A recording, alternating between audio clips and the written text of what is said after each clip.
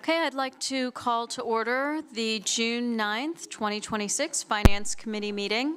I am the chairperson, Liz Muirhead. I recognize Vice Chairperson Shauna Maxwell and Board Member Robert Knecht. Robin Seagreaves is excused. First order of business is the approval of the minutes for May 12th, 2026. Are there any additions, corrections, or modifications to the May 12th minutes?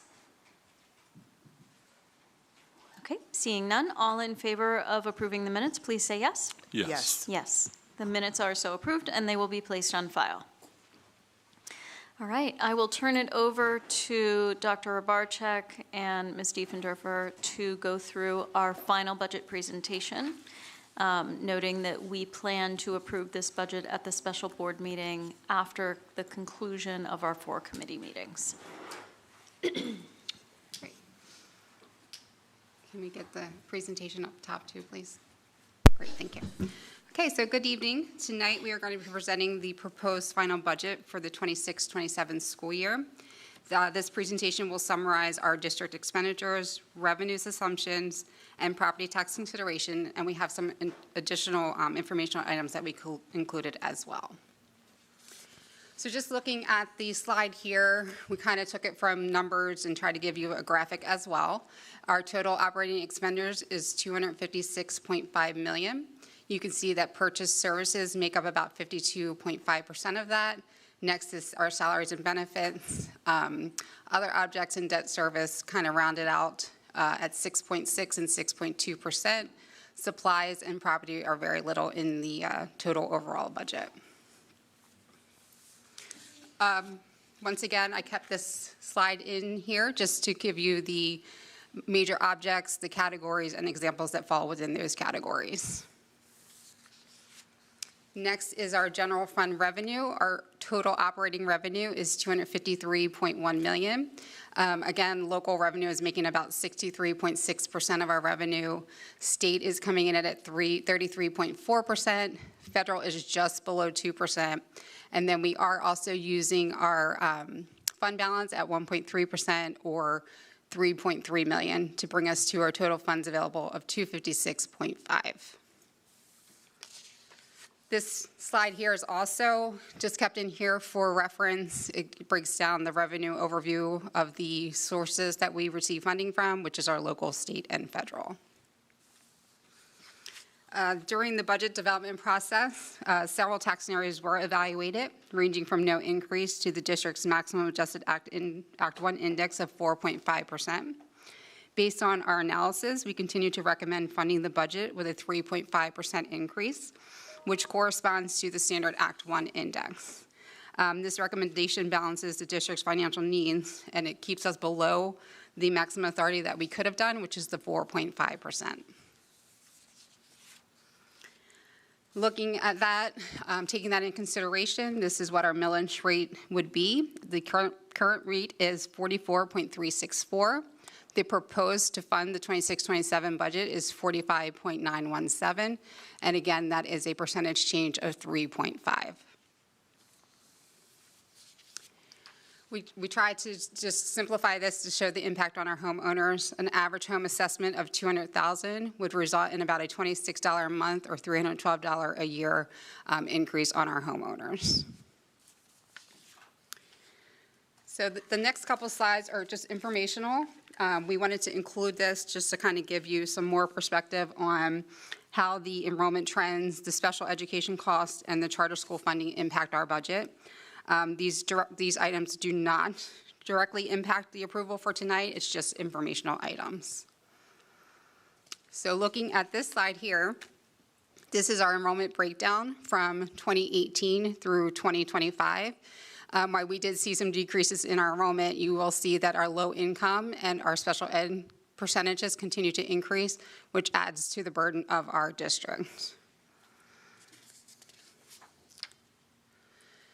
This slide here is the special education cost per student. I know it's kind of hard to see, but you'll see that we spent over $55,000 per student compared to what some of our charter schools that service our students in our district have spent.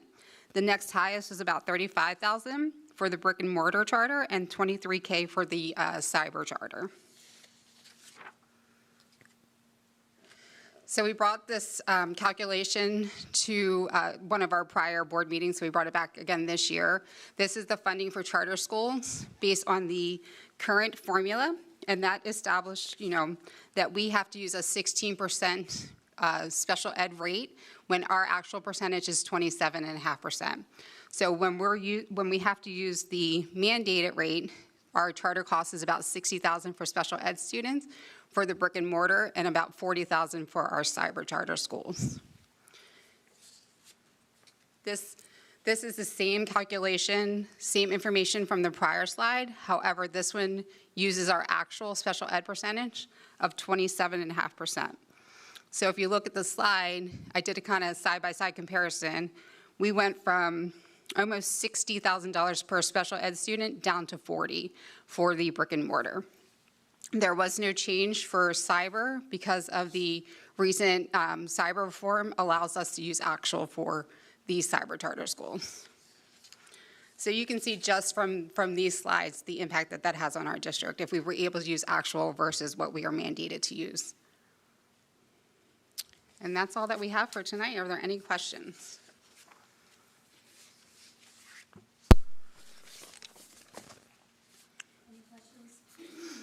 Any questions from committee members? Any questions from the full board? All right, thank you, Ms. Diefendorfer. Thank you.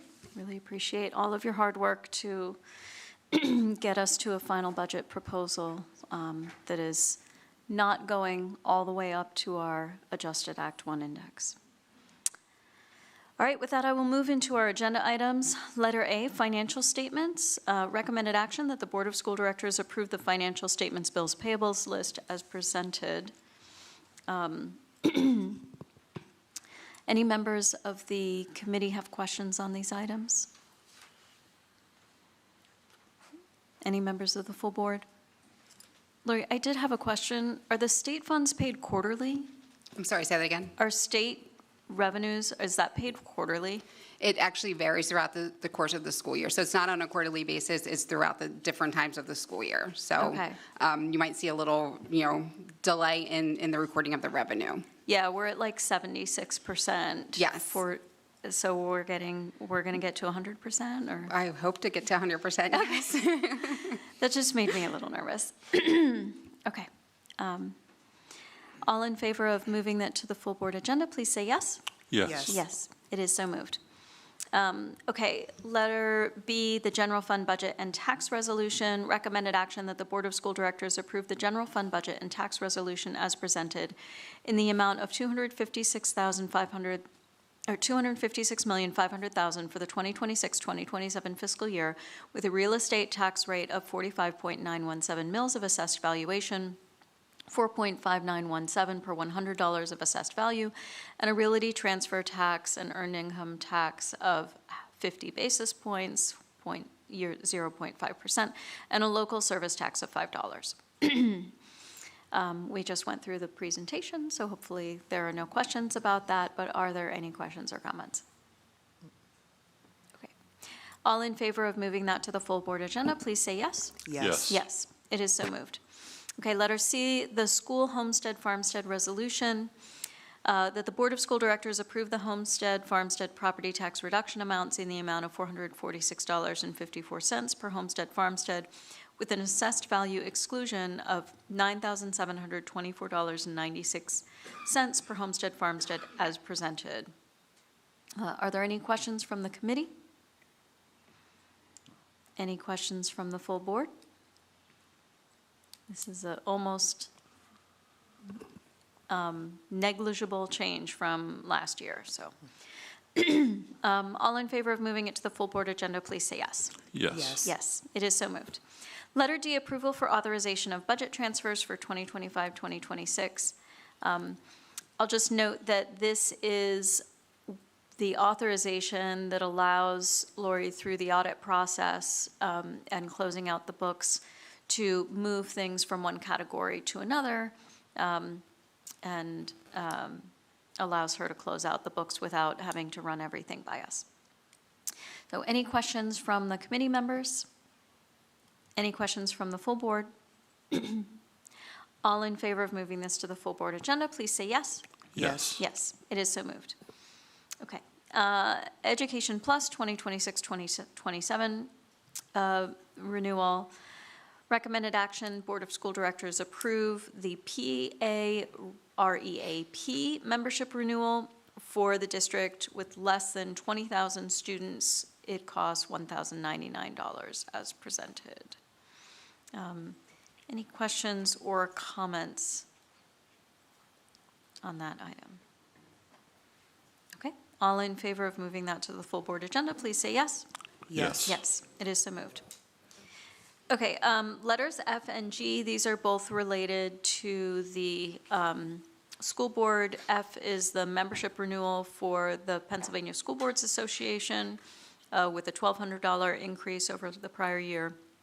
And then letter G is the renewal of Board Docs Pro Plus or Diligent, which is what we use for our board agenda and policies. Are there any questions or comments on these items? Any questions or comments from the full board? All in favor of moving these to the full board agenda, please say yes. Yes. Yes, it is so moved. Okay, letter H, the CCIU Marketplace Services Contract. We heard a bit from CCIU about this program when they did their presentation. These are basically negotiated rates that they have done on behalf of all of their member schools. And this is our authorization to participate in that and agree to those rates. Any questions or comments from members of the committee? Full board? Okay, all in favor of moving this to the full board agenda, please say yes. Yes. Yes. Yes. It is so moved. Okay, letters I and G, Power School Records and School Spring renewal and Vector Solutions renewal. Power School is a one-year renewal. Vector Solutions is also an annual renewal. Any questions on those? Just real quick, help me out with Vector. What is that? It's a training. Vector, it's a training. Says Vector Training, Inclusive Instruction and Intervention, Full Course Library. Yeah. Ms. Heindel can speak to Vector. The Vector training, we use it for Act 126 trainings and then various other trainings. They use it for the athletic department as well. And then anytime we have any type of training, we feel like the staff room. Sure, I wasn't connecting it. It used to be called Safe Schools. Yeah, okay, all right. Sounds good. Okay, great. And then the Power Schools, that's for the HR-related aspects of that. Any other questions on those two items? Okay, all in favor of moving those to the full board agenda, please say yes. Yes. Okay, letters I and J are so moved. Letter K, the Music Theater International Contract for Cash. Recommended action that the Board of School Directors approve the contract with MTI for the senior high school's production of Descendants in the amount of $1,340 as presented. So now we know what the show will be next year. I also noted that's actually super cheap royalties for that show, so good selection. Any questions or comments on that item? Okay, all in favor of moving that to the full board agenda, please say yes. Yes. Yes. Yes, it is so moved. Okay, letters L and M, I'm going to bundle those. These are for two different Wawa locations. Similar to things that we have approved previously, these are commercial properties that have expressed a desire to appeal their property tax assessment. And we are, we have gone through and negotiated a settlement that gives us a minimized reduction of property tax revenue as a consequence of that. Any questions or comments on those two items? Okay. All in favor of moving that to the full board agenda, please say yes. Yes. It is so moved. Okay. My board docs just is having a hiccup. Give it a second. Okay.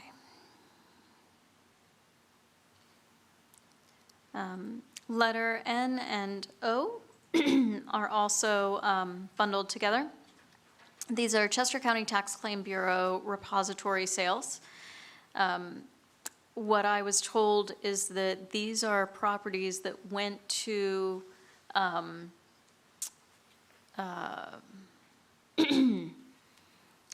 tax sale and there were no offers. And so then they went to a repository sale, and in the repository sale, we actually don't get to recover the lost tax revenue. So we need to write it off.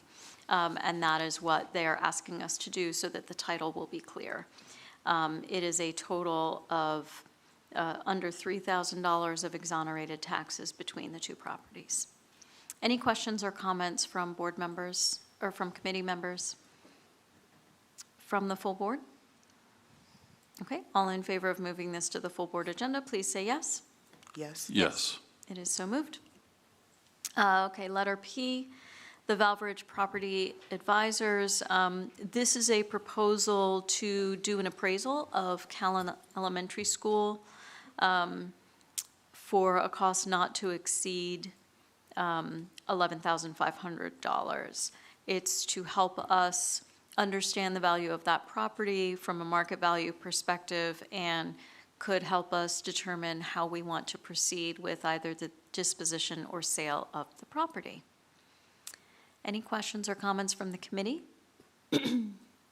Questions or comments from the full board? Okay, all in favor of moving this to the full board agenda, please say yes. Yes. Yes, it is so moved. Okay, letter Q, the 2026-2027 Maximum Healthcare Services Rate Amendment Agreement. These are the rates for our skilled healthcare professionals. And you'll note that there are some modest increases of about $5 an hour for the LPN and RNs and a couple of dollars per hour for PCNs. Any questions or comments from the committee? Questions or comments from the full board? Okay, seeing none, all in favor of moving this to the full board agenda, please say yes. Yes. Yes, it is so moved. Okay, we have a bunch of donations. R, S, T, U, V, and W will all be bundled together. These are donations from Highland Orchards Breakfast for students at North Brandywine. Kids in Need supply donation to 8 Reeseville Elementary teachers, $2,000 value on that. Allied Landscape donation to the wonderful courtyard in our new Cash College and Career Center, about $485.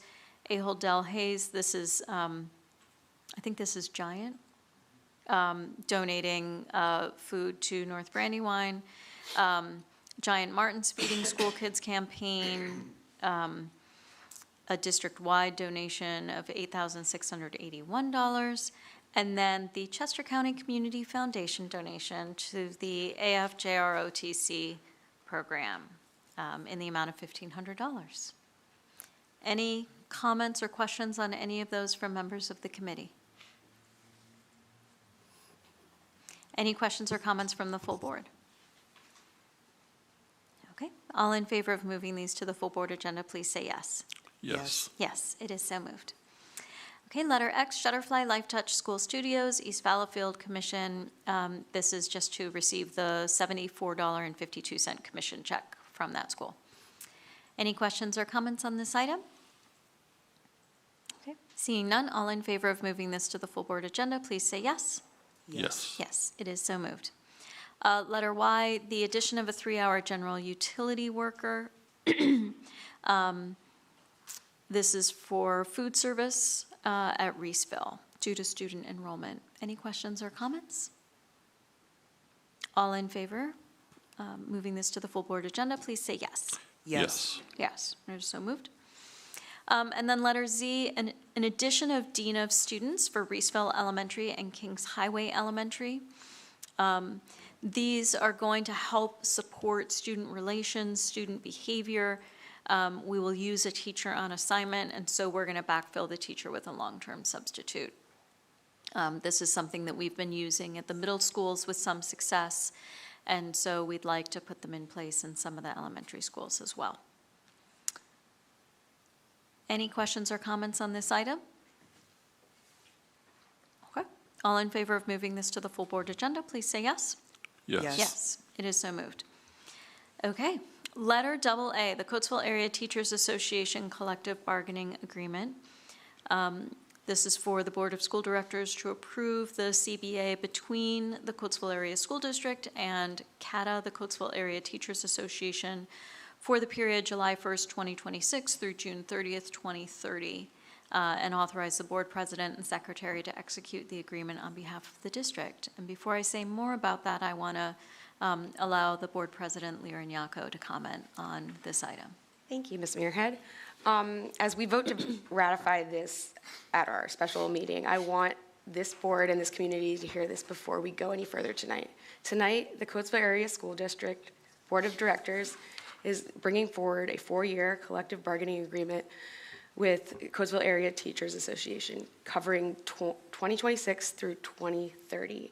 And we are doing it before the current contract expires on June 30th. That might sound like a procedural detail, but it isn't. If you look back at the history of negotiations between this district and this union, you'll find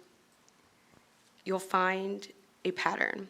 Expired contracts, years without agreements, pay freezes, a near strike in 2017, a retroactive ratification. Our teachers have spent decades navigating uncertainty at the bargaining table. Tonight, that changes. This didn't happen by accident. It happened because people showed up differently. Negotiations opened on November 20th, months before the deadline, and concluded at the table on May 27th. Every session was grounded in good faith, and when CATA membership voted, they approved this agreement by 91%. In a district with a negotiating history like ours, that number means everything. I want to recognize the people who made this possible. On the CATA side, lead negotiator and Vice President Tony Oleski was instrumental. He kept the communication honest, helped bring membership together, and never lost sight of what this was really about, the people in our classrooms every day. For the board, our lead negotiator, Ms. Muirhead, was exceptional. She brought sharp analytical experience and serious contract negotiation experience to every session. We were fortunate to have her at the table. And I want to say something about our superintendent. He is 1 year into his role, and he set the tone and on how this negotiations were approached. Collaborative, transparent, and focused on getting it right, not just getting it done.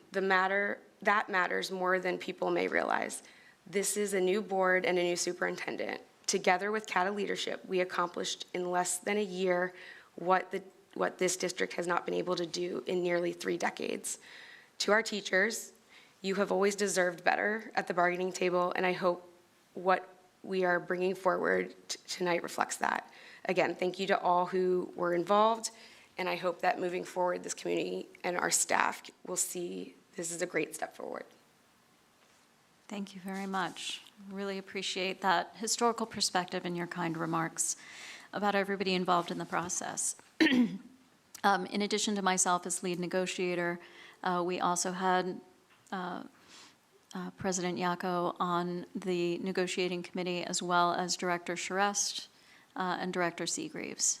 So thank you to all of you for your support and the additional perspective that you brought to those sessions. For the public, I want to highlight a few things about the agreement that I think are notable. One is that this is a 4-year agreement, so it gives us budgeting certainty about how we will approach costs over the course of the next 4 years. The second point is around the financial impact of this, and this was difficult.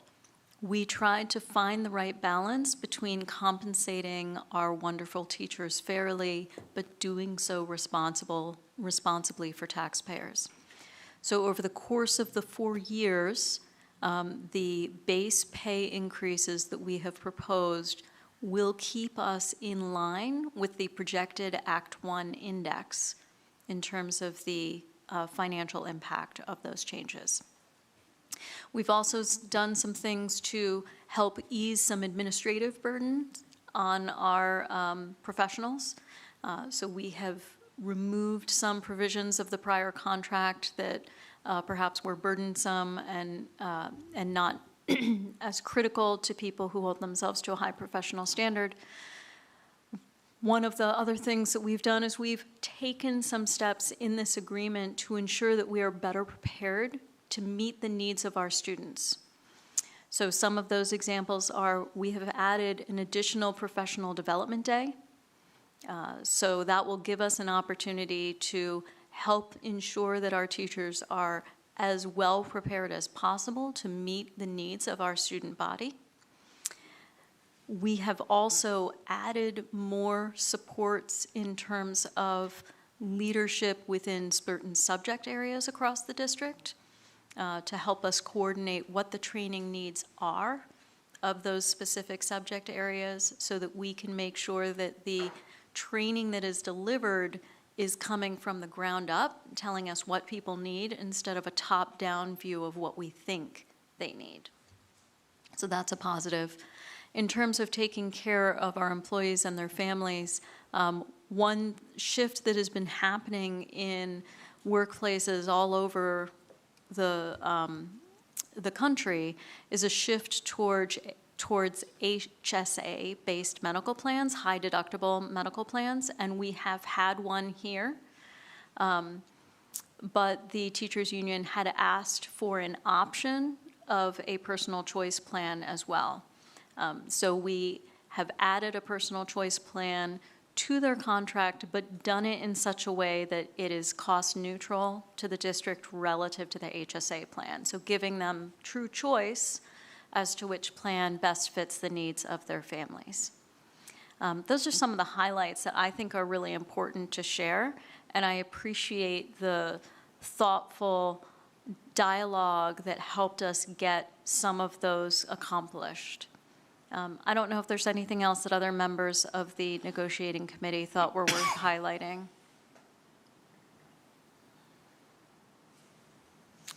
Nothing more to highlight. I just want to extend a thank you to the 4 board representatives who were on that negotiating team, but also Carol Heidel and Lori Diefendorfer, see I got it right, and Dr. Ryder for all their work as being part of that team, because it was a team effort. I really feel that that was the case when we went into the room, and I appreciate the Teachers Association as well, and having some very good dialogue, and there always some tough spots to get to, but we got it done, and that's the whole point of negotiations, is that we have that conversation and be transparent and collaborative to get to where we need to be. So thank you to everybody who was involved.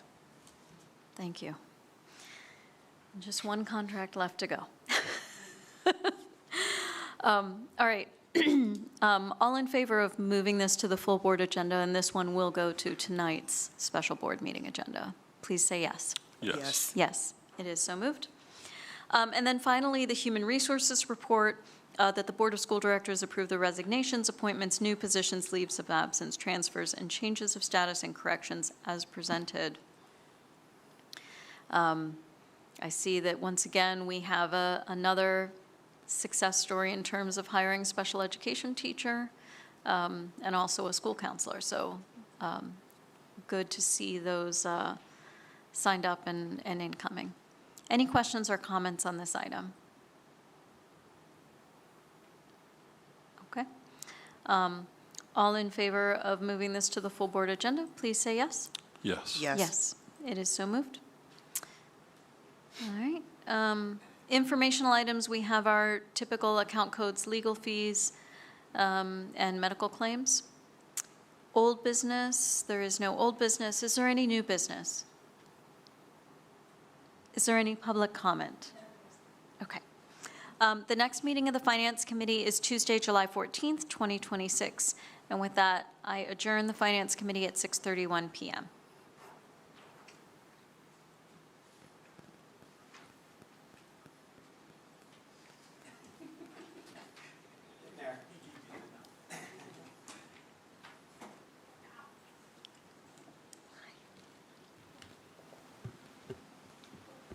All right, good evening. I'd like to call to order the Education Committee meeting. It is June 9th at 6:31. Director Seagreaves is excused this evening, so I'll be chairing. Recognize the presence of Robert Knecht, Lira Nyako, and Hannah is up here with us. Thank you for joining us this evening. So it looks like first thing is approval of the minutes. Any questions or comments from committee members on approval of the minutes? Okay, hearing none. Say yes if you want to put this through to full board meeting. Yes. Yes. Moving on to presentations. We have a presentation this evening on Success by 3. Good evening. Thank you for allowing me to provide this update to the board. I am going to be talking about Succeed by 3 and the task force. So the mission of this task force is to continue the work that we started last year. As you know, we implemented kindergarten screenings for the first time in many years. We started the Jumpstart program in partnership with the Coatesville Education Foundation, and we also piloted ECRI at Rainbow, which had a huge success rate. 85% of our kindergarten class at Rainbow is on or above grade level in reading. So this task force is really to continue those efforts, and we brought together members from our district, our community, daycare centers, parents. So these are the active members. I did forget myself. I'm an active member as well.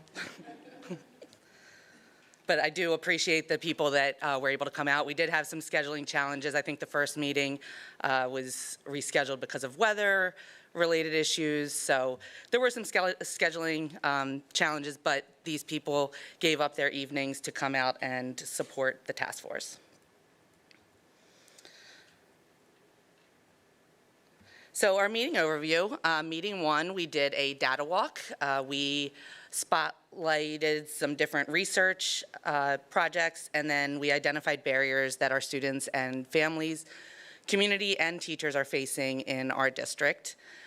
Meeting 2 was breaking down barriers. We had a very interactive meeting with trees and root cause analysis and apples that we were highlighting some different outcomes. We did try to make sure that there was district employees with community partners and parents on each team so that there was some great conversation taking place. And then meeting 3, we started to build the roadmap and define suggested actionable steps that we can move forward with as a district. So some of the data that we looked at were achievement scores, readiness, attendance, social, emotional, and behavior. And then these are some of the suggested action items that the committee came up with.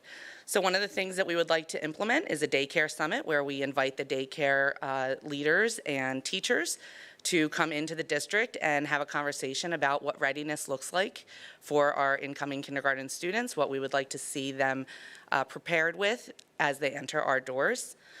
We would love to expand counseling access and integration into the school day, and we are talking about what that might look like for students in order to be more proactive with our approaches in counseling. We would love to provide bite-sized data for parents and community and utilizing Facebook and different avenues in order to get that data to parents in a relatable way. One thing that was very highly requested from teachers and reading specialists was that our messaging that we are giving at kindergarten orientation and back to school night is consistent from school to school. So we are going to work on developing that as a district and making sure that all our stakeholders have a say in what that looks like. And again, making sure it's relatable to parents so that they understand the importance of attendance and just readiness for our students.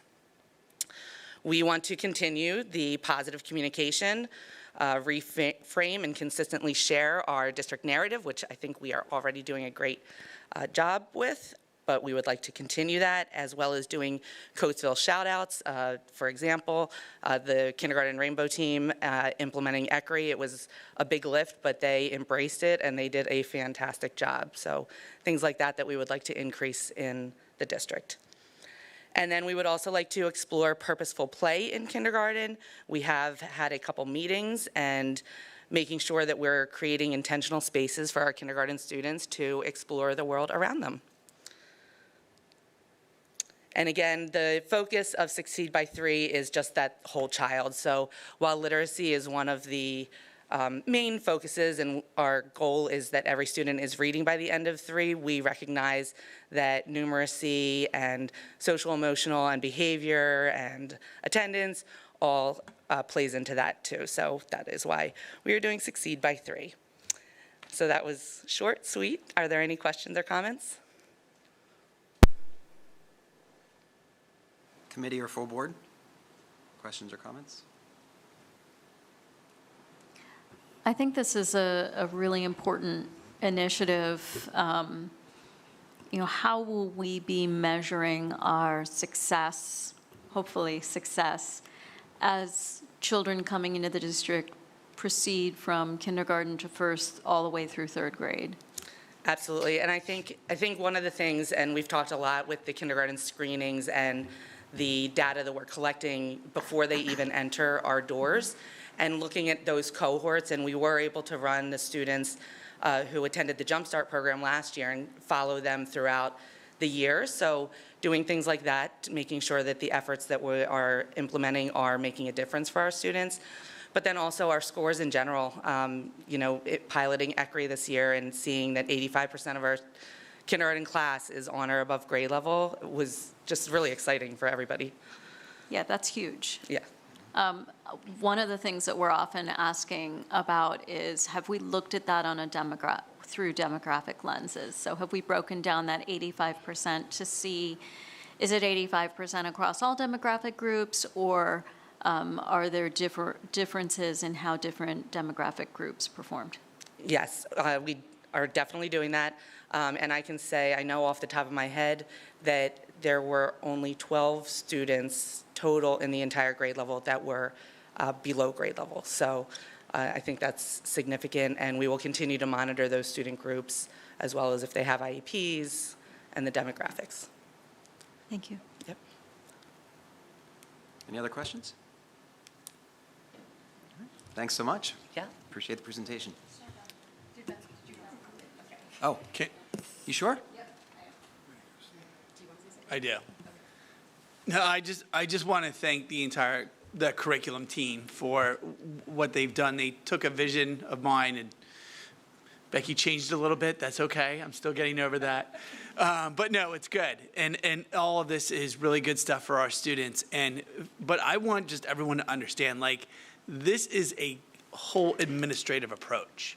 When you think about it, Succeed by 3 takes technology, facilities, curriculum, safety and security, all of these components, special education, they're all part of what we're trying to do in regards to make students on grade level by the end of 3rd grade in every aspect.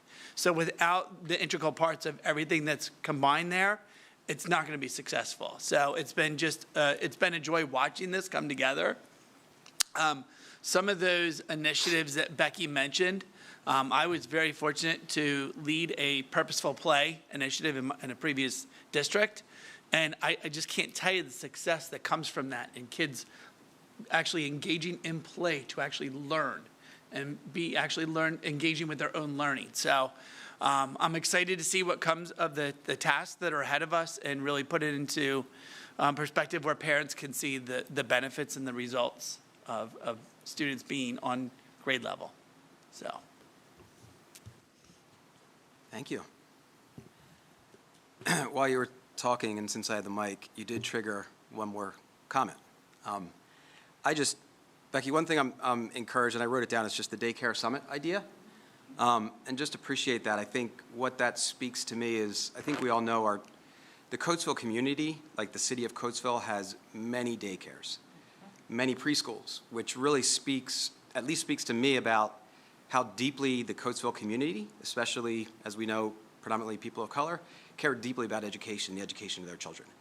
And I think that being reflected in a daycare summit, making sure that we have tight alignments with all those daycares, is critical to see those early learners, especially those demographics that Liz is referring to that often are behind. It's not because we don't have the supports in the city.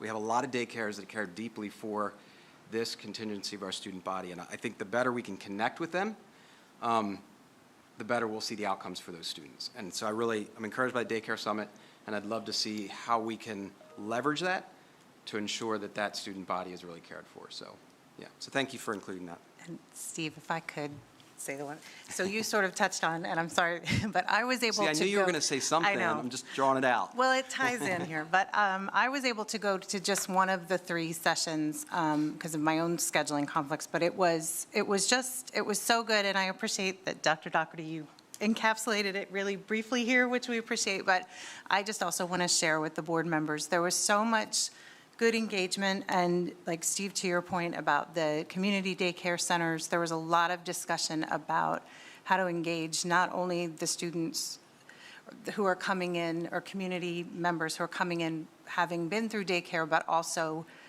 how to reach the children that have not been to daycare. And I know that I think that, there's some references here to engagement with the community, bite-sized data, but I know there was a lot of discussion, and I appreciated all the thought about that as well. I know that's a bigger challenge because those students or prospective students or future students aren't really in a system where we can capture them or at a center where we can capture them, but I know a lot of thought is going into that as well. So thank you for all your work on this. All right, anyone else? Okay, thanks again. All right, moving on to agenda items. First item, Envision Math Professional Development. Recommended action that the school board approve this professional development for math teachers at $22,500 as presented. Committee members, any questions or comments for administration? Okay, full board, any questions or comments? Okay, hearing none. For committee members, if you agree to put this through to the full board meeting, please say yes. Yes. Yes? Yes. Wasn't sure there. All right, moving on to B, agenda item B, MOU with CASD and CCIU for the 2026-2027 before and after school care. I'm not going to read all of this just because this is a new initiative, my understanding. So could we just have a few words of explanation for the board on what this is? Please? yes, I'm getting there, I'm sorry. Oh, sorry. So, I mean, you can come up as well. I mean, Lee and I and Brenda, so we were contacted from the IU in regards to a before and after care for our students who normally don't have the opportunity for before and after care too. It's some of our students that have special needs, and they are holding this at Gordon, down in the city, and they are offering just more than before and after care. There's, what do I call it? It's not therapy, it's a, Leah, what was the? So they're using some of their applied behavior analysis Applied and going behavior through analysis. IBHS to make sure that students with some more significant needs that at times struggle to be in the more traditional before and after care settings can be successful. It's also downtown and in a walkable space for families that may live in the area and have transportation challenges. So really just expanding, as Mr. Wilson said, we have a lot of offerings in our community, but this is really targeting a particular population that historically has been underserved for a variety of reasons. And it will also, with the help from the CCIU staff, work through some of the funding streams that are available that sometimes our families don't always have the option of easily navigating because they can be complicated and complex. So they have particular staff members who are well-versed in those systems to make sure that families that have insurance or that are eligible to apply for different funding streams are able to do so that there is reduced financial impact on the families. They're limiting it to number of students this year. Yes, because this is the It's- first year, they want to make sure that it is successful. And if we can make it successful, and we believe that with our partnership through the CCIU that we can do that, we would also sort of like to be a flagship model and roll this out to other communities, not us Right. personally, but obviously serving as sort of that opportunity for other similar communities across our county where the CCIU may be able to reach, again, the populations that generally in our special education programs don't have that before and after school component that their peers without disabilities may be able to access. So this is just at Gordon? At this time, yes, that is the Correct. location because that's where they're running other programming, so they'll be using that space in the before and after school hours. Gotcha. Thank you. Any questions or comments from committee members? Full board, questions or comments? I have a question. Is this to, there you are, is this to take the place of a Child's Place, or are we still offering that as well? No, that is still being offered. This is for students who at times were not as successful in that just because of the significance of their needs Okay. and the staff training that goes along with meeting those needs is something the CCIU can fill for our community. Okay, thank you. So do you think in the future, so like if this were to be expanded to like, say, Rainbow, could like a Child's Place and this program operate at the same time, like together, or? I think they're trying to address a different population of students. Right. Okay. So I Yeah. wouldn't say no, but I don't think they're targeting the same student profile at this time. Gotcha. Right. I think the CCIU is trying, they were awarded a grant in order to be able to run this program. And we're talking more about students who have specific needs that they can provide the behavior analysis therapy health services while they're there at Gordon. Again, they're starting with a small group and again, but it won't take the place of a Children's Place. That will still be an offering that will be provided. And we will be meeting regularly throughout the year to get updates and confirm that the program is meeting its intended outcomes as outlined in the MOU that's attached in board docs. For clarity, I think, if I remember from yesterday correctly, it is open to all students, but they're specifically, I don't like using the word targeting, but specifically inviting or drawing students with unique needs. So, Correct. So they have mean like additional triaging. supports. Yeah, okay. Yes. So if there's space available, if the population with more significant needs has been addressed and they have additional space, then it is open to any student. But because of the level of support that they are offering, there are students that are generally underserved that they would like to provide supports for first. So, I'm sorry, so if, like if we had a student that went to like Rainbow, they wouldn't be, like, and they were school-aged, they could go to this and then go to their school day at Rainbow? Yes, and the before and after care hours, Gotcha. just like ACP, but if they have a profile of needs that is maybe not as easily addressed at And there would sort be of the trans- programming, they could then potentially go And to there'd the be programming. transportation provided? Yes. Oh, okay, cool, awesome. Makes sense. any other questions? All right, thank you so much. All right, for committee members, if you agree to put this through to full board meeting, please say yes. Yes. Yes. All right, I'm going to bundle C through G. So Math Fact Lab, VOSIS Teachers Discovery, Fuse Innovation Package License, Social Studies Textbook, and Super Eval. Are there any questions from committee members on that bundle, any of those items? I'll give you a minute to look.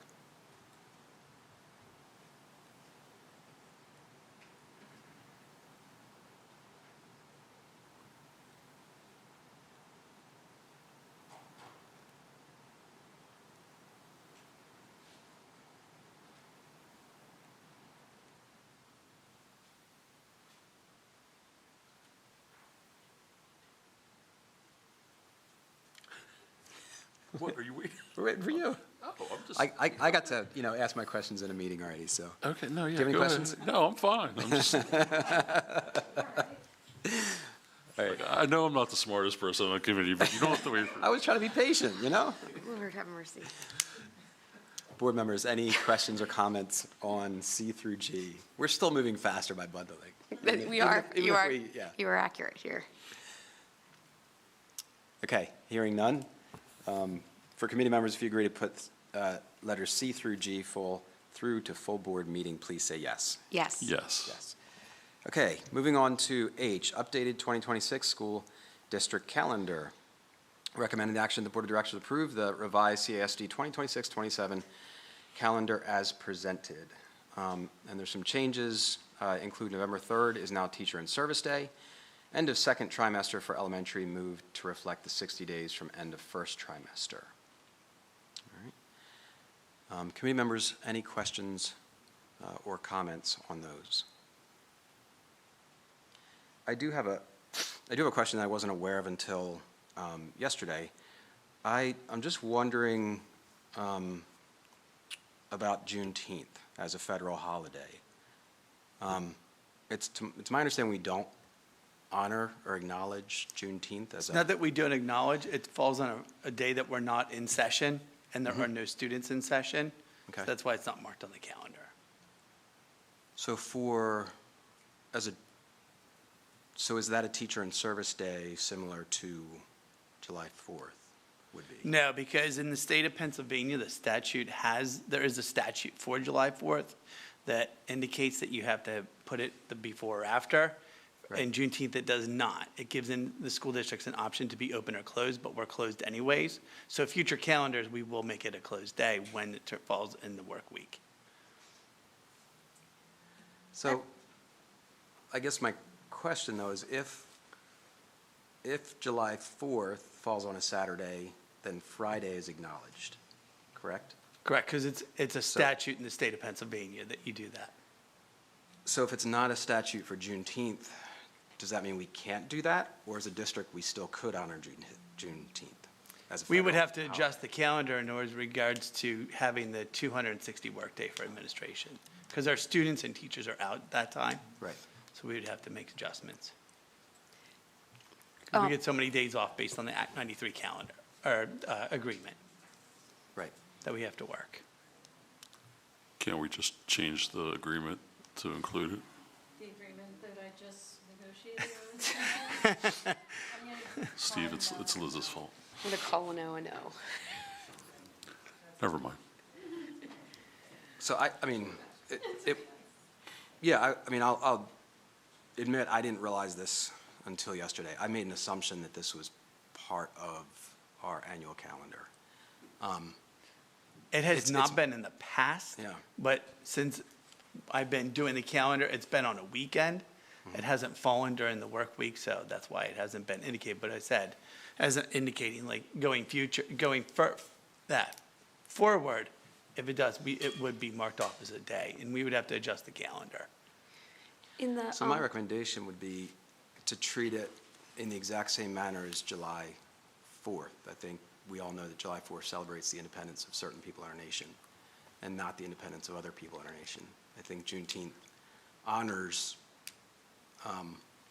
the independence of not just some people. And so I think even if Juneteenth falls on a Saturday or Sunday, similar to July 4th, I think we should, in my opinion, we should honor it in the same manner that we do as a federal holiday, July 4th. So If that's the board's wish, I have no problem. I just followed statute of Pennsylvania law Yeah. and following the development of the calendar. And I did speak to my other districts, my other counterparts in regards to how they do that. There are Yeah. some that do have it off, there are some that don't, but there are some that are not. We are fortunate, we close our doors on Fridays during the summer. So can and I other interrupt? districts don't. Yeah. So, Yep. right, so I was going to just say that there are a lot of other districts that don't give their administrators off on Friday, correct? Correct. And we give that extra day to our administrators all through the summer, pretty much, right? Correct. Which is an extra bonus within that. So, I mean, It saying- looks on the calendar right now like they are being treated the same. Like, I don't see any they both fall on Fridays. So, I mean, I don't see. We're any- having off on Friday. I don't see any different indication on July 3rd than I do on June 18th. Do you know what I mean? Like, they They are, get off that Friday. they are both, I Yeah, it's I just- It's not agree an with assume, you, we've Steve, allowed that them to have they off should- Friday. It's just a statute that I was following. It's- Understood, yeah, I'm just. That's all I was doing. I agree that they should be treated the same. I'm just saying, it looks on the calendar like they are, at least on this calendar, I understand, you know, they're both, I don't know why my pen is lighting up. On this calendar, you know, they're both falling on a Friday, so it's a day that we're closed anyway. I do agree that it's an equal holiday and should be treated equally, but it looks like it is, at least Yeah, this I year. mean, I don't know if I'm interpreting the calendar correctly. there are, to your point, by statute, there are holidays where when they fall on a non-work day, they don't get observed, and there are holidays where when they fall on a non-work day, there is a regulation that stipulates which alternative day they're observed. Correct. Right.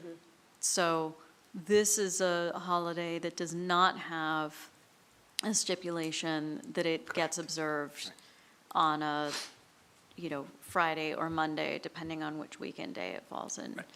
So that would be something that we would need to adopt separate from statute, but I agree Correct. that if they're already off on Friday because that is our practice, then I don't think we need to do anything about it this year. I think it's more of a, how do we make sure that we honor that in the future when it may not work out that way?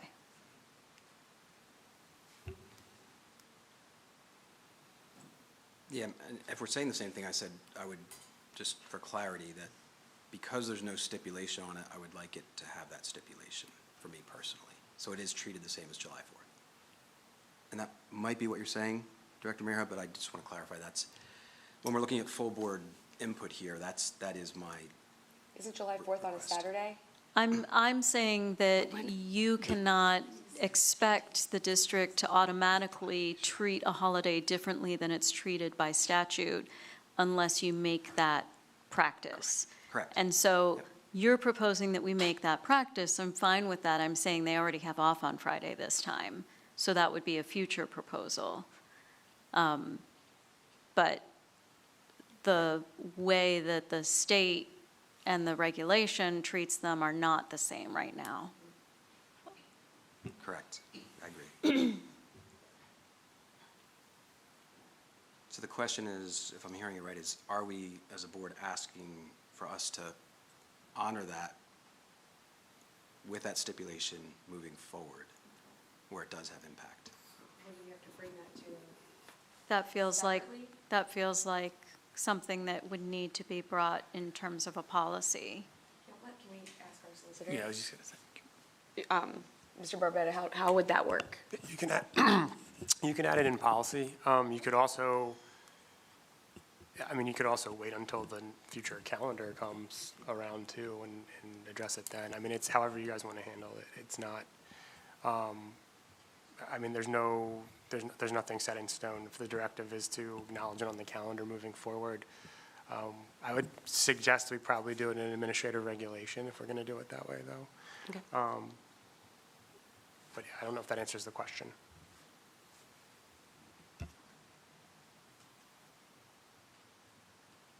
I don't know. Did it answer the question? So, I'm good. Steve, are you looking for something Now? no, not regarding necess- this year?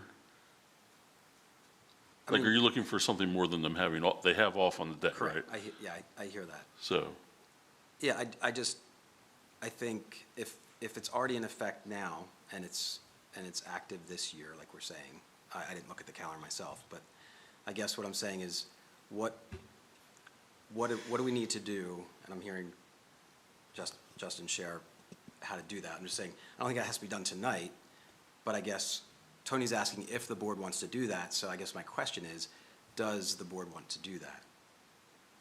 And is that something you want to table and come back to?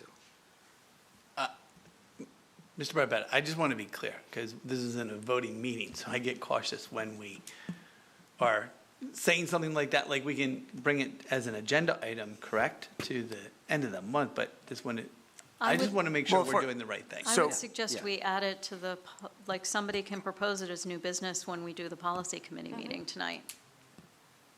If we do it through policy. That's fine. That's fine. But my personal opinion, I don't see the sense of urgency around it because it won't affect this year. Right, they're getting off. So Yeah. I would actually rather us discuss it, that policy, and Yeah, then not. I agree. And then like wait for a future meeting for people to actually work on the AR. That's my personal opinion. Well, let's start by putting it on policy tonight as a new item. New business. New business, sorry, thank you. Right? So you want to add it to, as new business to the policy committee meeting tonight, or do you just want us to make the Make it- adjustments moving forward and then bring that draft to you? I'm suggesting that under new business, we bring this topic up in the policy committee, and then we can discuss there what we do next. Sounds good? Okay. Any other comments or questions on the calendar, 2026-27? Okay, hearing none. For committee members that want to put it through to full board meeting, please say yes. Yes. Yes. All right. Bundling letters I through O. These are all library discarding and donating, if I can summarize it quite simply. Of a lot of items from a lot of areas, discarding and donating. So any questions on these from committee members? Any questions from full board? No, but Mr. Wilson, I will just say, these books, I want to give the librarians kudos, because a lot of the books have been sitting for a long time that are just out of date. And they're really doing a great job of going through and weeding through. And as you know, through adequacy funds, that we're fortunate enough to get, doesn't cover the deficit we get in funding, but we are able to purchase new books for our school libraries. Thank you, Dr. Rochek. So for clarity, recommended actions that the Board of School Directors approve the disposition of the books listed in the library log for Callan, East Fallowfield, Kings Highway, Rainbow, Reesville, North, and Scott Middle School. So for committee members, agree to put this through to full board meeting, please say yes. Yes. Yes. Yes. All right, moving on to letter P, recommended action that the Board of School Directors approve the AFJ RTC out-of-state summer field trip as presented. Committee Mr. Wilson, members. do you want to do all three? Field Uh, trips. P, Q, R? Yeah, he wrote it right there. You didn't bundle those. Yes, what did you just call it? P, Q, R, just those three. Okay. Bundle those three, P, Q, and R. Committee members, any questions or comments? Full board member, any question or comments for approving P, Q, and R? No? All right, hearing none. Committee members agree to put it through to full board meeting, please say yes. Yes. Yes. Yes. Did you bundle any others? Okay, moving on to S, Student Code of Conduct for 2026. 2027, recommended action that the Board of School Directors approve the Coatesville Area School District Code of Conduct for 2026, 2027 as presented. Committee members, any questions or comments? Full board, any questions or comments? Yes. Sorry, let me find my notes here. There it is. Okay. I have a question about the code of conduct. One of the things that we have heard is there's been upticks in student behaviors, a lack of respect, escalating at the elementary schools and middle schools in particular, and some of the teachers in the district have pointed to the code of conduct that in their opinion is contributing to the issue. At the same time, we have pushed as a board for the code of conduct to be modified over the past few years to be better aligned with best practices and regulations. But we take the feedback and the behavior seriously. So my question is, have we engaged with our teachers for feedback on the code? and identified why they feel they can't manage classroom and student behaviors like they once did before the code was revised. I'm going to ask Ms. Snyder to come to the podium because she did engage with the teachers to get feedback, and I just want her to be able to speak to that piece. Wonderful. I did look through the code, and I feel like there are things there, so I'm very curious what that feedback is.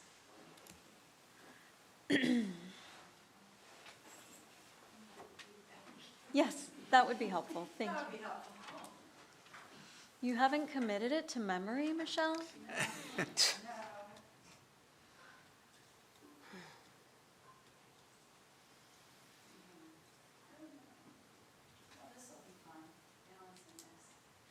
So I did do a survey out to the teachers, and I did it at their request. I did it anonymously because last year they said that they were hesitant to respond because, you know, their names and emails were associated with it. So I took that away and asked them to give me their feedback.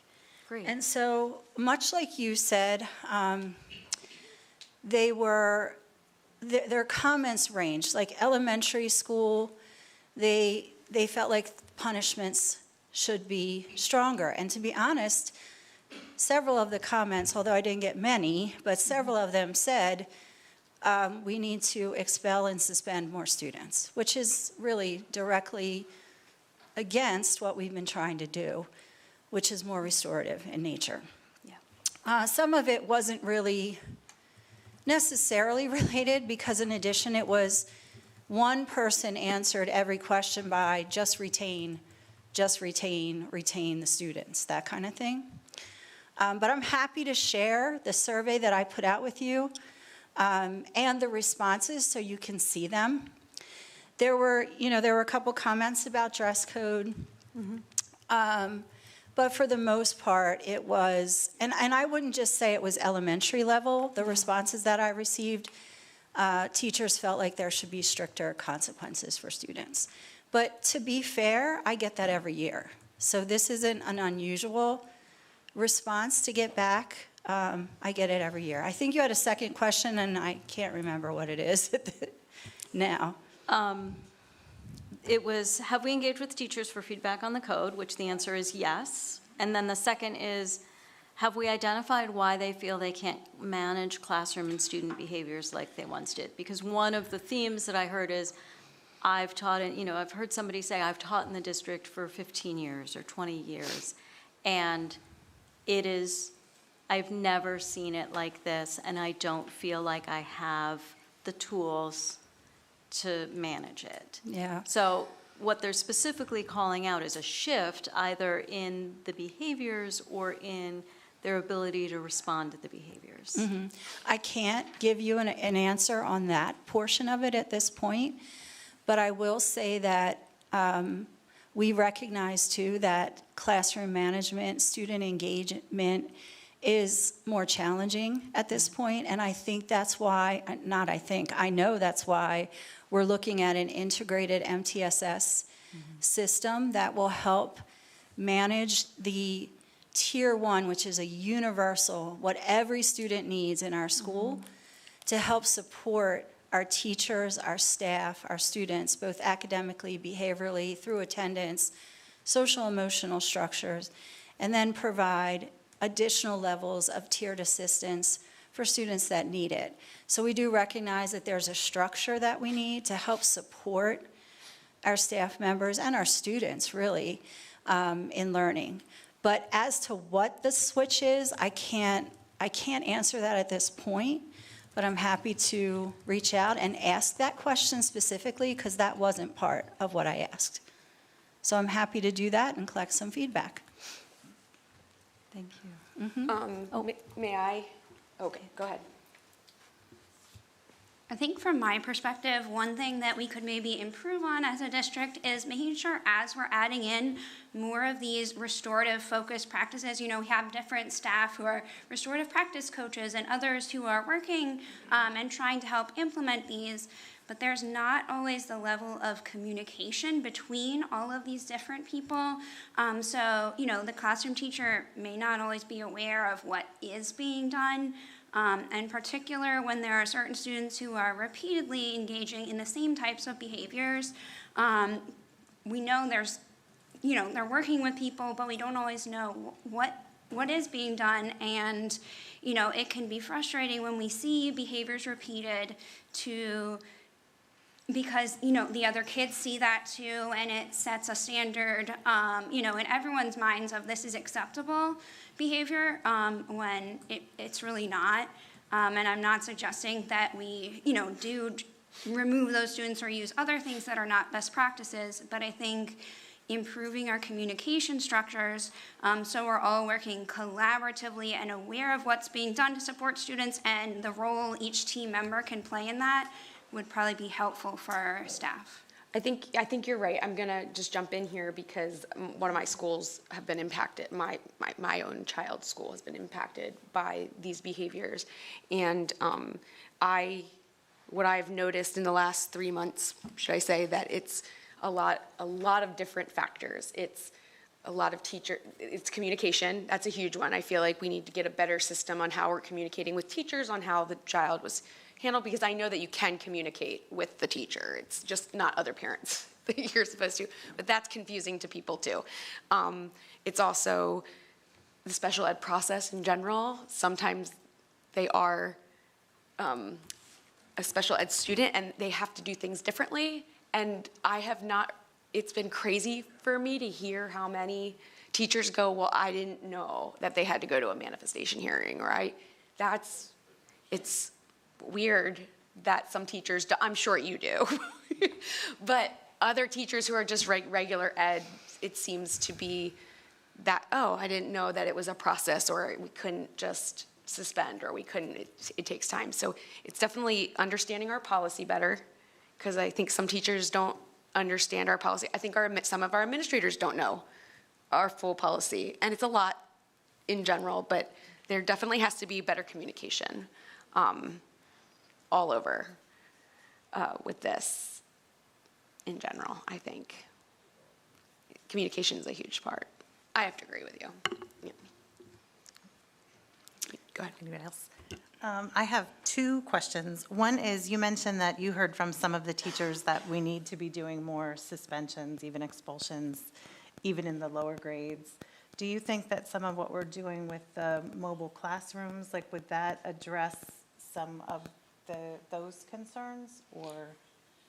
Yeah, I think that Rainbow found great success with their mobile classroom. And I think Kings Highway was a little bit rocky because of the teacher, or the staff that was there wasn't as cohesive. But I think Rainbow found great success with that. I do think that works to keep students in the school and help regulate a dysregulated child so that they can go back and attain their academics and their learning. So certainly I do think that made a difference at the end of the year, especially for Rainbow. I think it's key to put the correct people in place that can build relationships with students. And I think that's what success is all about, no matter what. Thank you. Yeah. Then my other question is, I know you and the board, before I even joined the board, have done an immense amount of work on the code of conduct, and I appreciate all of that. I know that last year, a community member had asked to, or had run the code of conduct past the Education Law Center. I don't know if that's something we would plan to do proactively once we have a draft that we're ready to do, or if that's something you think would be valuable. So I run the code of conduct through our solicitor's office, and Justin provides me feedback every year.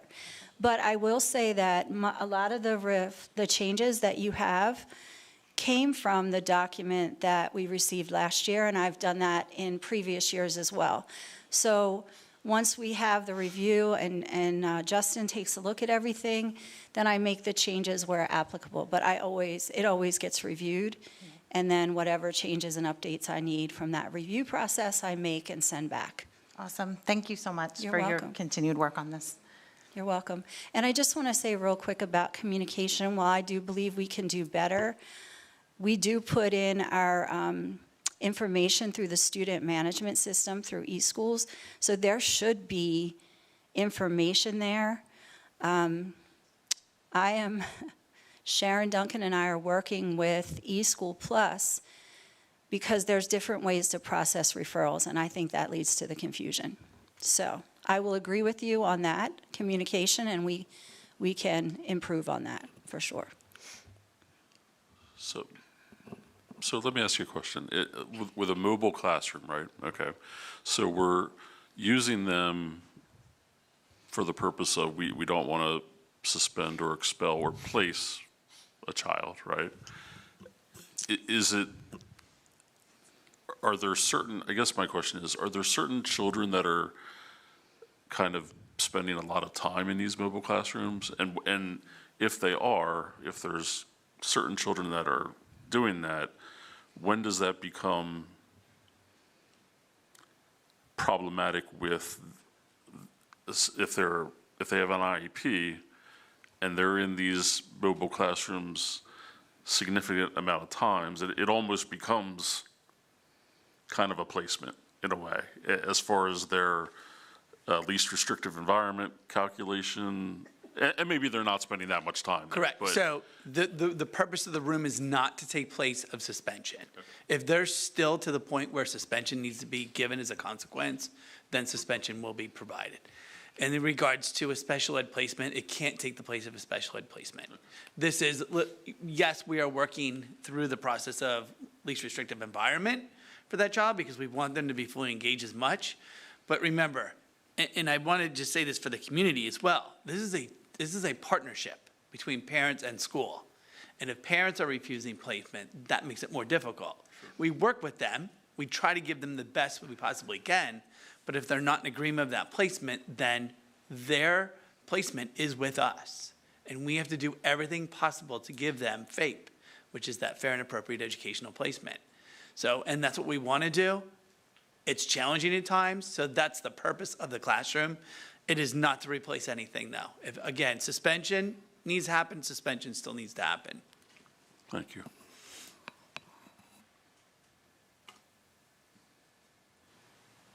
Any other questions at this time? All right, thank you very much. All right, to committee members, if you are in agreement to put this through to full board meeting, please say yes. Yes. Yes. Yep. Yeah? You heard me. I did. Okay. Director Yako, it looks like you bundled T, W, X, Y, and Z? You do it all. Yeah, it was It's all that we you go and, through. All the schools can go through as bundled. yeah, that's what I was going to, okay. So I'll bundle T, U, V, W, X, Y, and Z. How's that? Love it. Okay. It's my fave. Mr. Connect, I'm going to give you a couple minutes to review that. I'm ready. You're mean. All right, any questions or comments from full board on T through Z? Okay. Hearing none, so the recommended action is that the school board directors approve these. If committee members are in agreement, please say yes to put them through to full board meeting. Yes. Yes. Yes. All right. We have double digits here, AA, finishing out with Give Thanks School Wellbeing Program quote. Recommended action, the Board of School Directors approve the quote for the Give Thanks Social Emotional Learning Program as presented. So committee members, any questions or comments? I just want to bring special recognition to the Give Thanks. Michelle brought this to the district, and it's an opportunity for students to actually write thank you notes to people. Even the adults write thank you notes. So it's really kind of a nice piece, and if you open up the attachment on it, which I can, there are a certain number of teachers from different schools. Ms. Tedesco at Callan, Ms. Klein, Buckwash, and McElroy at East Fallowfield, Mahan and Hume, Mrs. Mahan and Hume at Kings Highway, Hendricks and Mags at Rainbow, and Gooding at Reeseville Elementary, who are just to be to be highlighted in regards to total school notes. If you look on that attachment, I mean, we're talking over 10, 15, 20,000 notes here of thanks that they wrote to different people. So not only is it a nice social emotional, it's also a writing skill to write thank you notes, and just having that acknowledgement. So I just wanted to highlight those teachers because I think they are so deserving of it based on the data. I do want to clarify too that this is, if I remember correctly, we're now paying for this, correct? Starting this year, just for clarity for the board? Correct. Whereas last year it was under a grant or?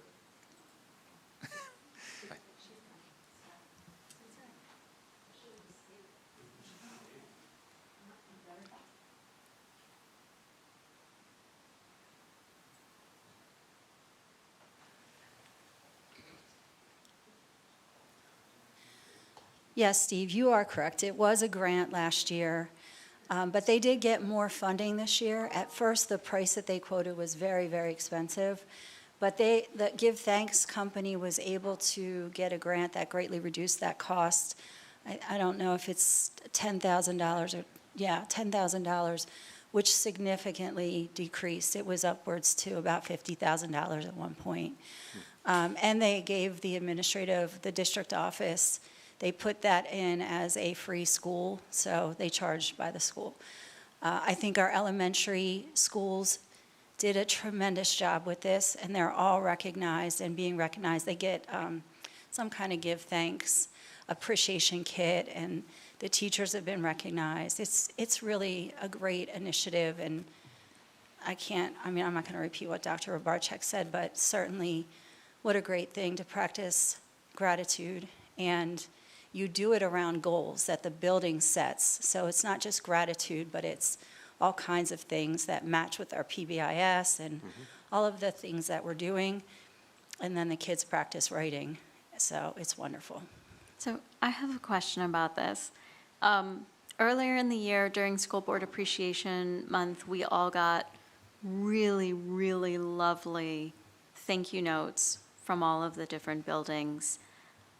Did those count towards this? Were those skills that they use in this program leveraged in those? Because I'm going to tell you, some of them were hysterical. Like the one saying, "Miss Muirhead, thanks for all you do, but bring us ice cream on Fridays." Like, love it. Or I did not. Or the one that was like, "Hey, Pookie, thanks for all you do." No, I kid you not. They were hysterical, but they were so cute. And I loved reading through every single one of them. I'm just curious, did that count towards this? Was it because they had all of these skills that they were able to write such great thank you notes? Tell me more. That was a separate initiative. Yeah. So that didn't count towards their Give So Thanks it didn't get, even. so they did 10,000 plus Oh, yeah. the hundreds that they did for all of us. Yes. Yes. That's amazing. Yeah. Yes. Did I hear you right that this is going to be rolled out with cabinet next year? Or with some leadership as well? Yes, we will have the ability to exchange thank you notes with each other and teachers and staff. That was another add-on. So Okay. we can send them. Is that to help with writing skills? Yes, absolutely. Absolutely. I think everybody needs a little bit of joy and gratitude to brighten their day. So we asked to be better about it. And we were doing a great job for a while, but it gets busy around here. Sure But does. certainly, everybody can use a smile, for sure. Any other questions?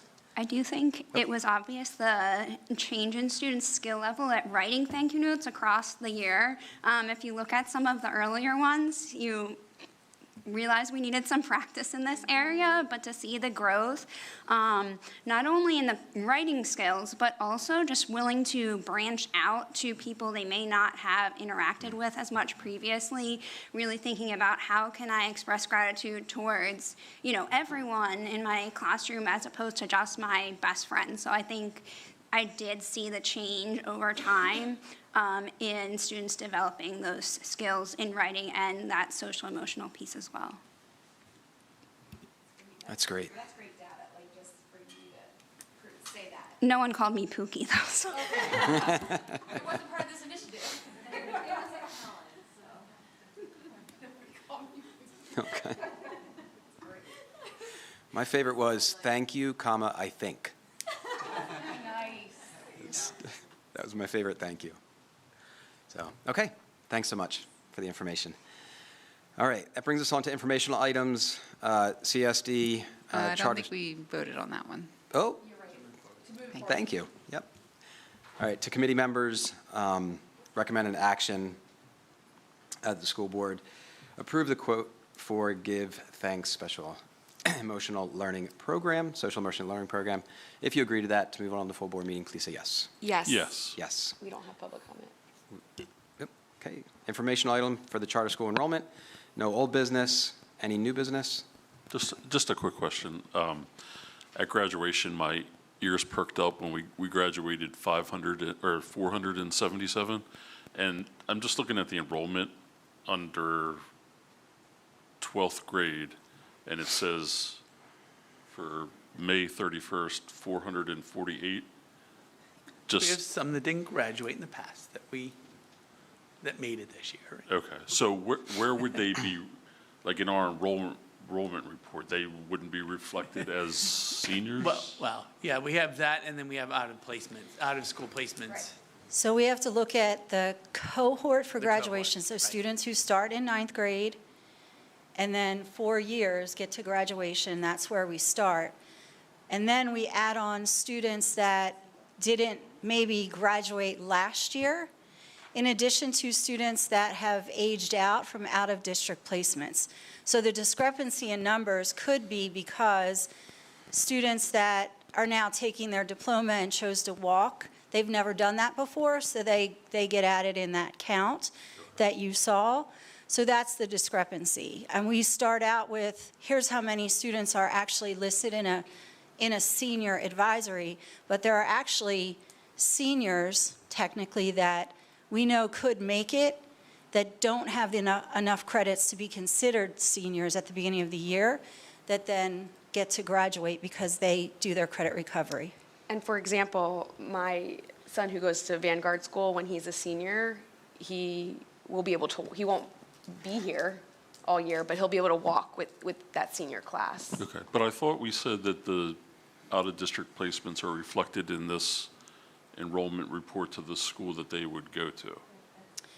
They are. Okay, But they still are considered Coatesville School District students. So some of them still opt to participate in our graduation. So they take the final count of graduates walking, and that's why they would be listed in that. But, Okay.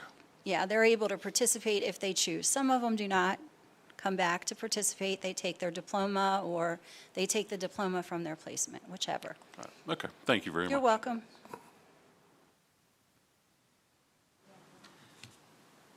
Just an additional item on new business. I just want to take a moment on the same graduation topic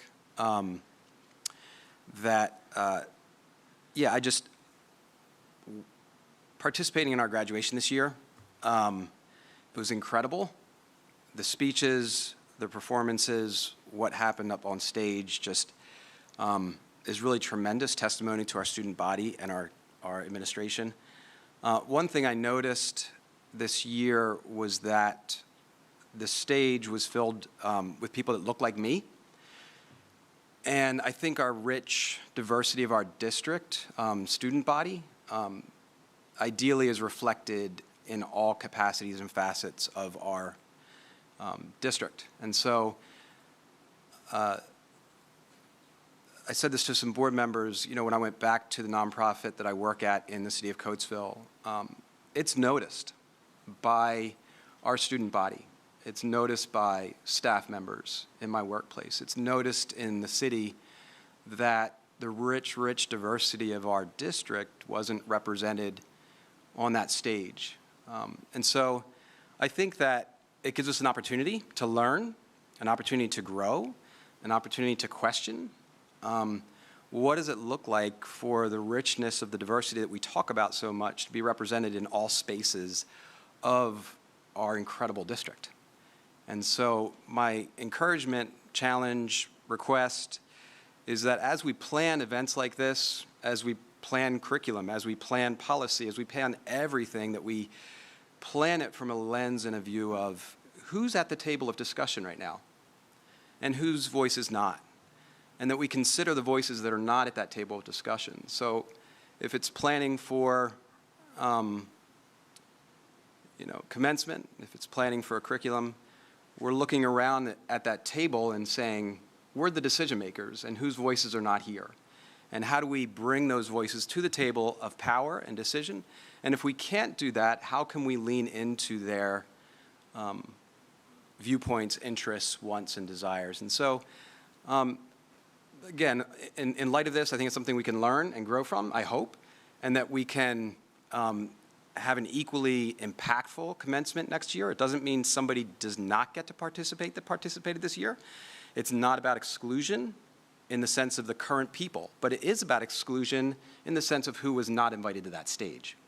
So it's not to exclude anyone on stage, but it's to recognize who was excluded and to make space on that stage for a broader voice and richness of our district. So that's my request, and the committee that might be planning that, I would just encourage consideration of who are the voices at that table of decision-making to ensure that maybe we can expand that. So, all right? Those are my thoughts on that.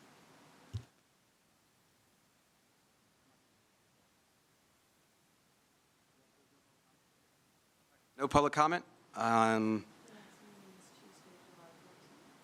Next meeting is Tuesday, July 14th. Thank you very much. And I will adjourn this meeting at 7:32.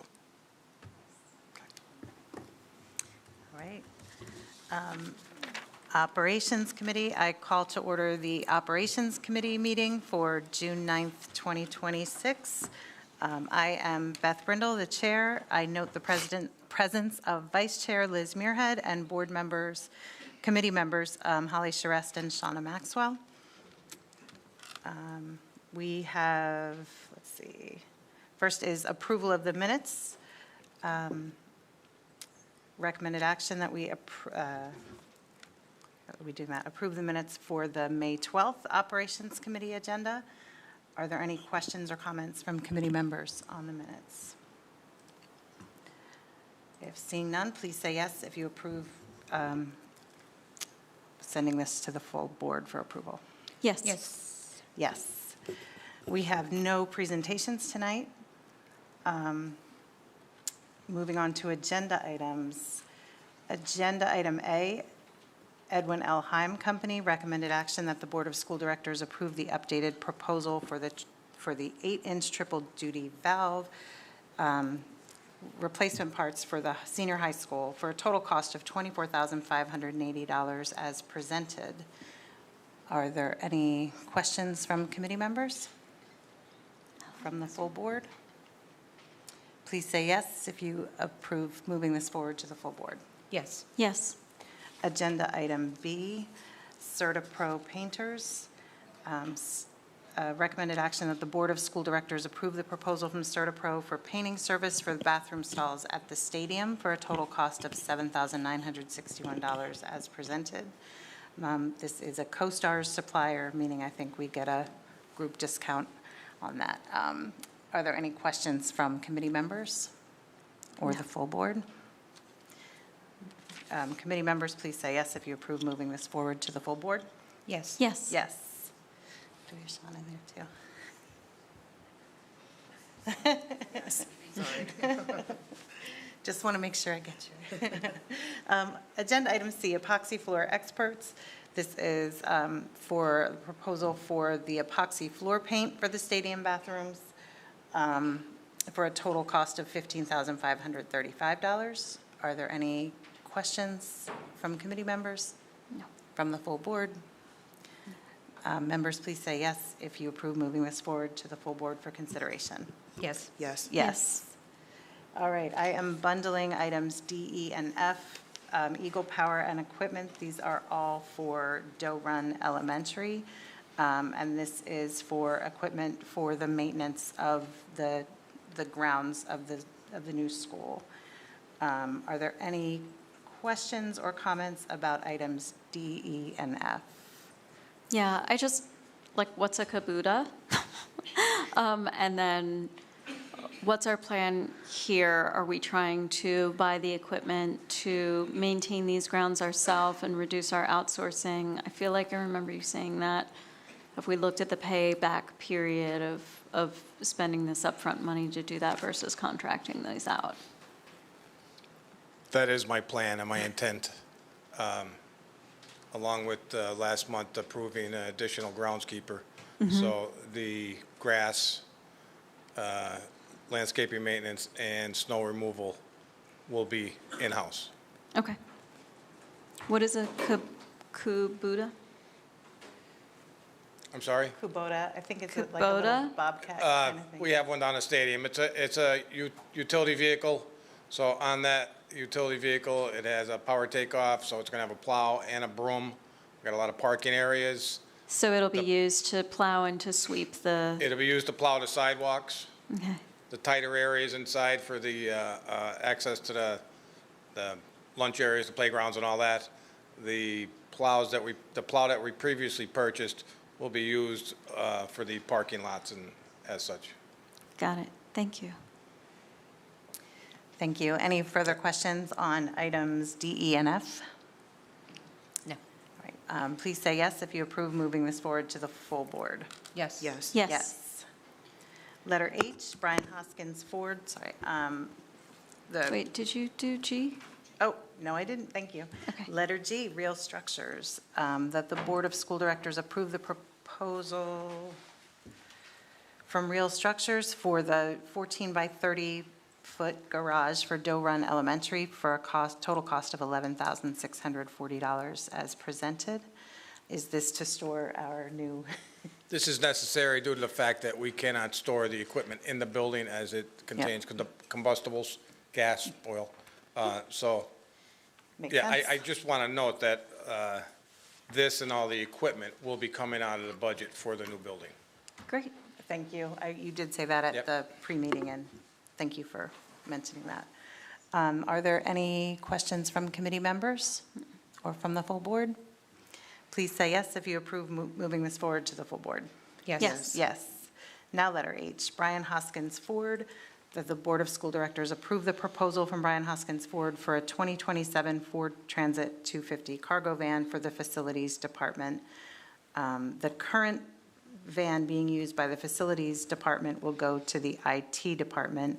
My understanding is that that's because the Facilities Department needs four-wheel drive and the IT Department really doesn't, because they're not driving around in winter conditions usually. So previously, the IT department had an old green van that we just auctioned off due to the fact that it would not pass inspection.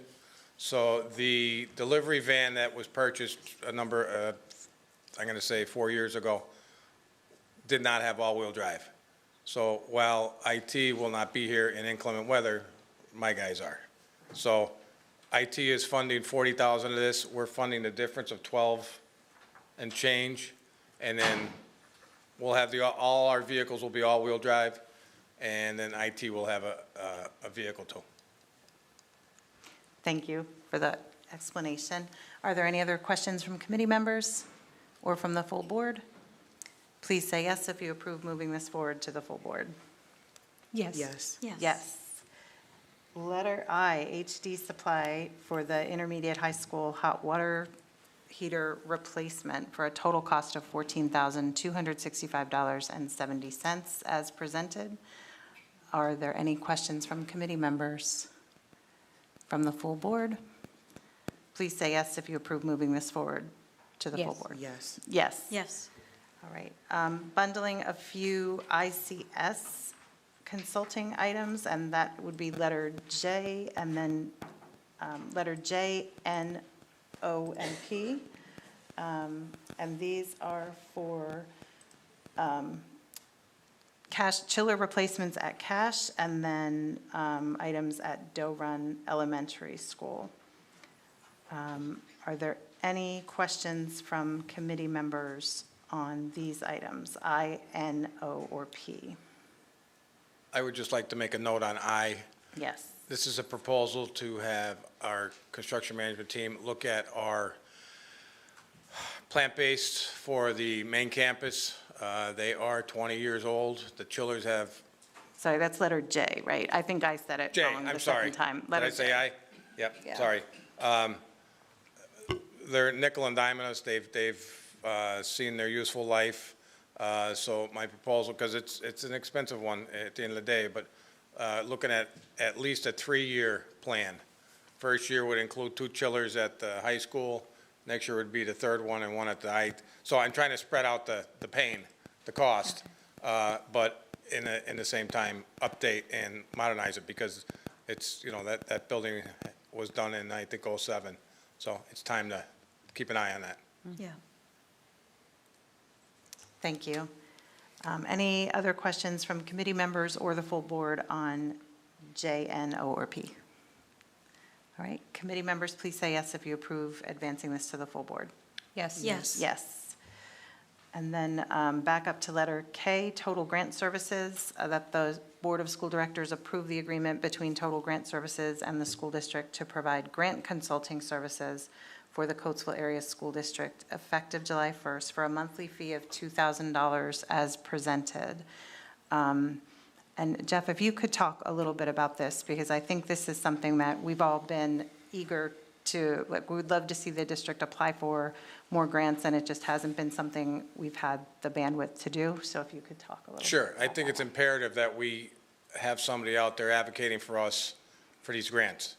This company has already submitted an application for a grant for Kings Highway for the roof, and I believe it's $1.3 million.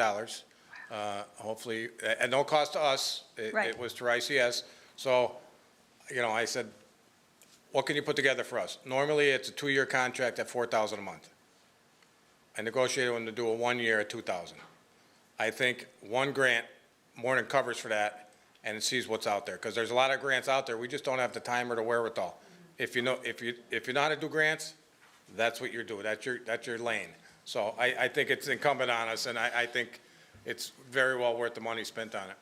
So question for you, we've put this grant writer on the operations meeting agenda.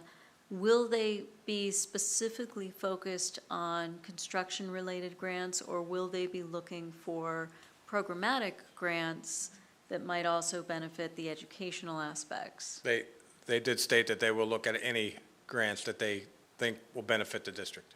Wow, okay, wonderful. That's great. I just would like to note that I believe they represent 46 school districts right now in Pennsylvania. So they have a lot of experience with the types of grants that we'd be They know what they're eligible doing. for. Yes.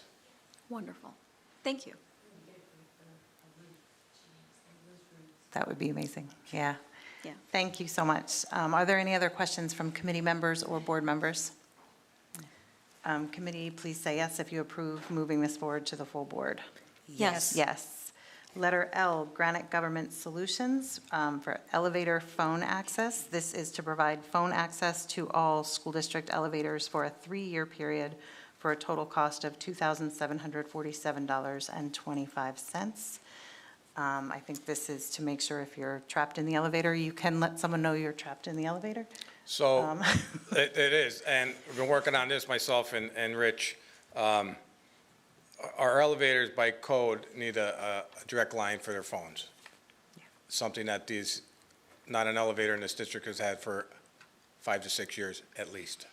We don't even know the numbers that went to them. We can't find any of that information. So this is imperative, a safety issue, and I'm glad to get this moving forward and get these elevators up to snuff. Thank you. Are there any other questions from committee members or the board? Please say yes if you approve moving this forward. Yes. Yes. Yes. Letter M, Campus Service Group, the custodial amendment, that the Board of School Directors approve the amendment for Coatesville School District from Campus Service Group for the removal of Callan Elementary and East Fallowfield Elementary from the custodial contract for the 26-27 school year as presented. Are there any questions? Committee members, please say yes if you approve. Could I just make one note on this? Yeah. This body may change by the next meeting, because I did request that Campus Service Group also eliminate one position at Rainbow that we found that was unnecessary. So I just got it late in the day today. I'll put the updated proposal on for the next meeting. Great, Okay. thank you. Committee members, please say yes if you approve moving this forward to the full board. Yes. Yes. Yes. And then jumping down to letter Q, since we did the ones in between, Hilliard for Doe Run Elementary custodial equipment, that the Board of School Directors approve the proposal from Hilliard for the equipment for Doe Run for a total cost of $55,694.65. Are there any questions from committee members? Again, this is the equipment to maintain the inside of the building, the terrazzo, the LVT, and the carpet. And this is also being paid for out of the budget for the building. Thank you. Any questions from board members? Please say yes if you approve moving this forward to the full board. Yes. Yes. Yes. Yes. Letter R, Cintas, the annual fire protection testing and inspections. I think similar to the elevator one, this is a code thing, making sure everything is safe. The recommended action is that we approve the proposal for annual and semi-annual fire protection testing and inspection at a total cost of $16,231.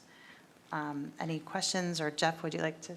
I would. This is a contract that we're in desperate need of. Myself, Nick, we walk around buildings, look at fire extinguishers. Our current provider, very hard to read their bill and see what we're being charged for. Cintas will come in and barcode every single fire extinguisher. We will know where it's at, when it was inspected, what model, all the info.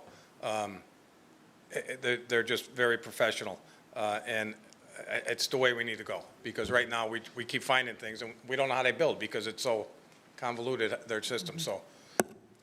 Jeff, are they also going to check the exit signs, or is that something that we do?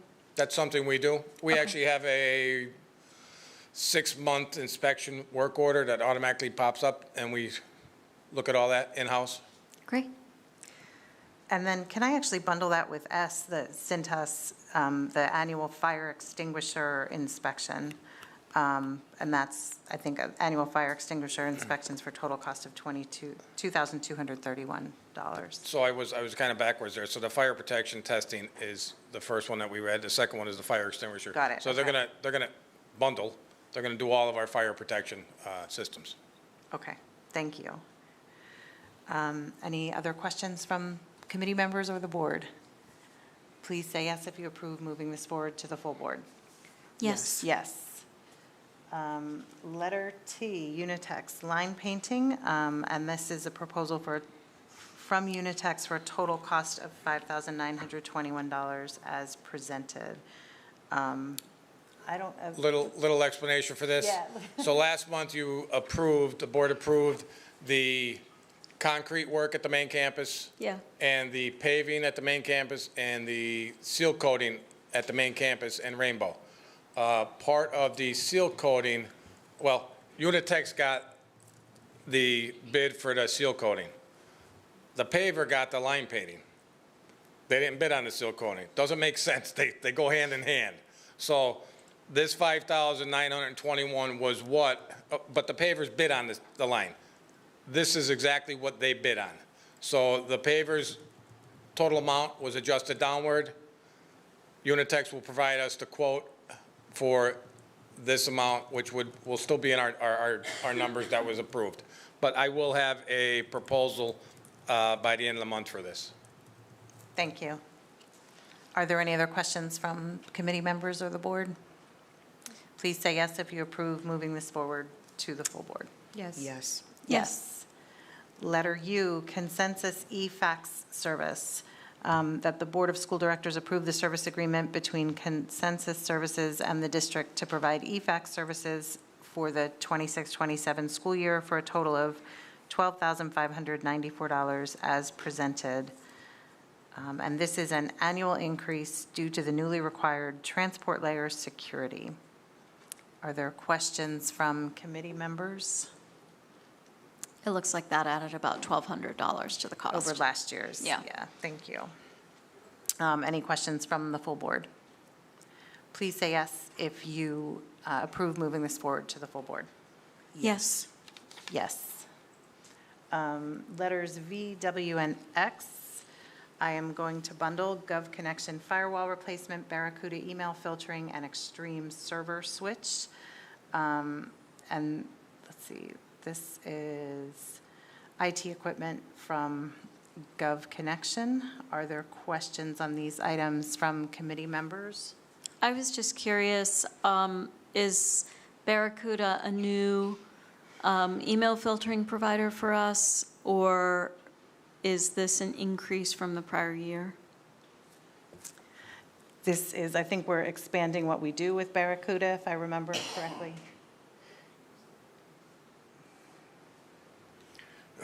Barracuda email filtering is non-existent currently today.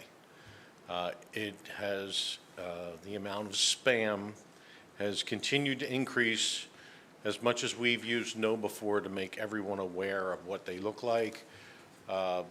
Just last week, I had a couple of our users get spammed by emails that were not, didn't get past two-factor authentication, but came in an actual mail and then took over the mail because it was already in there.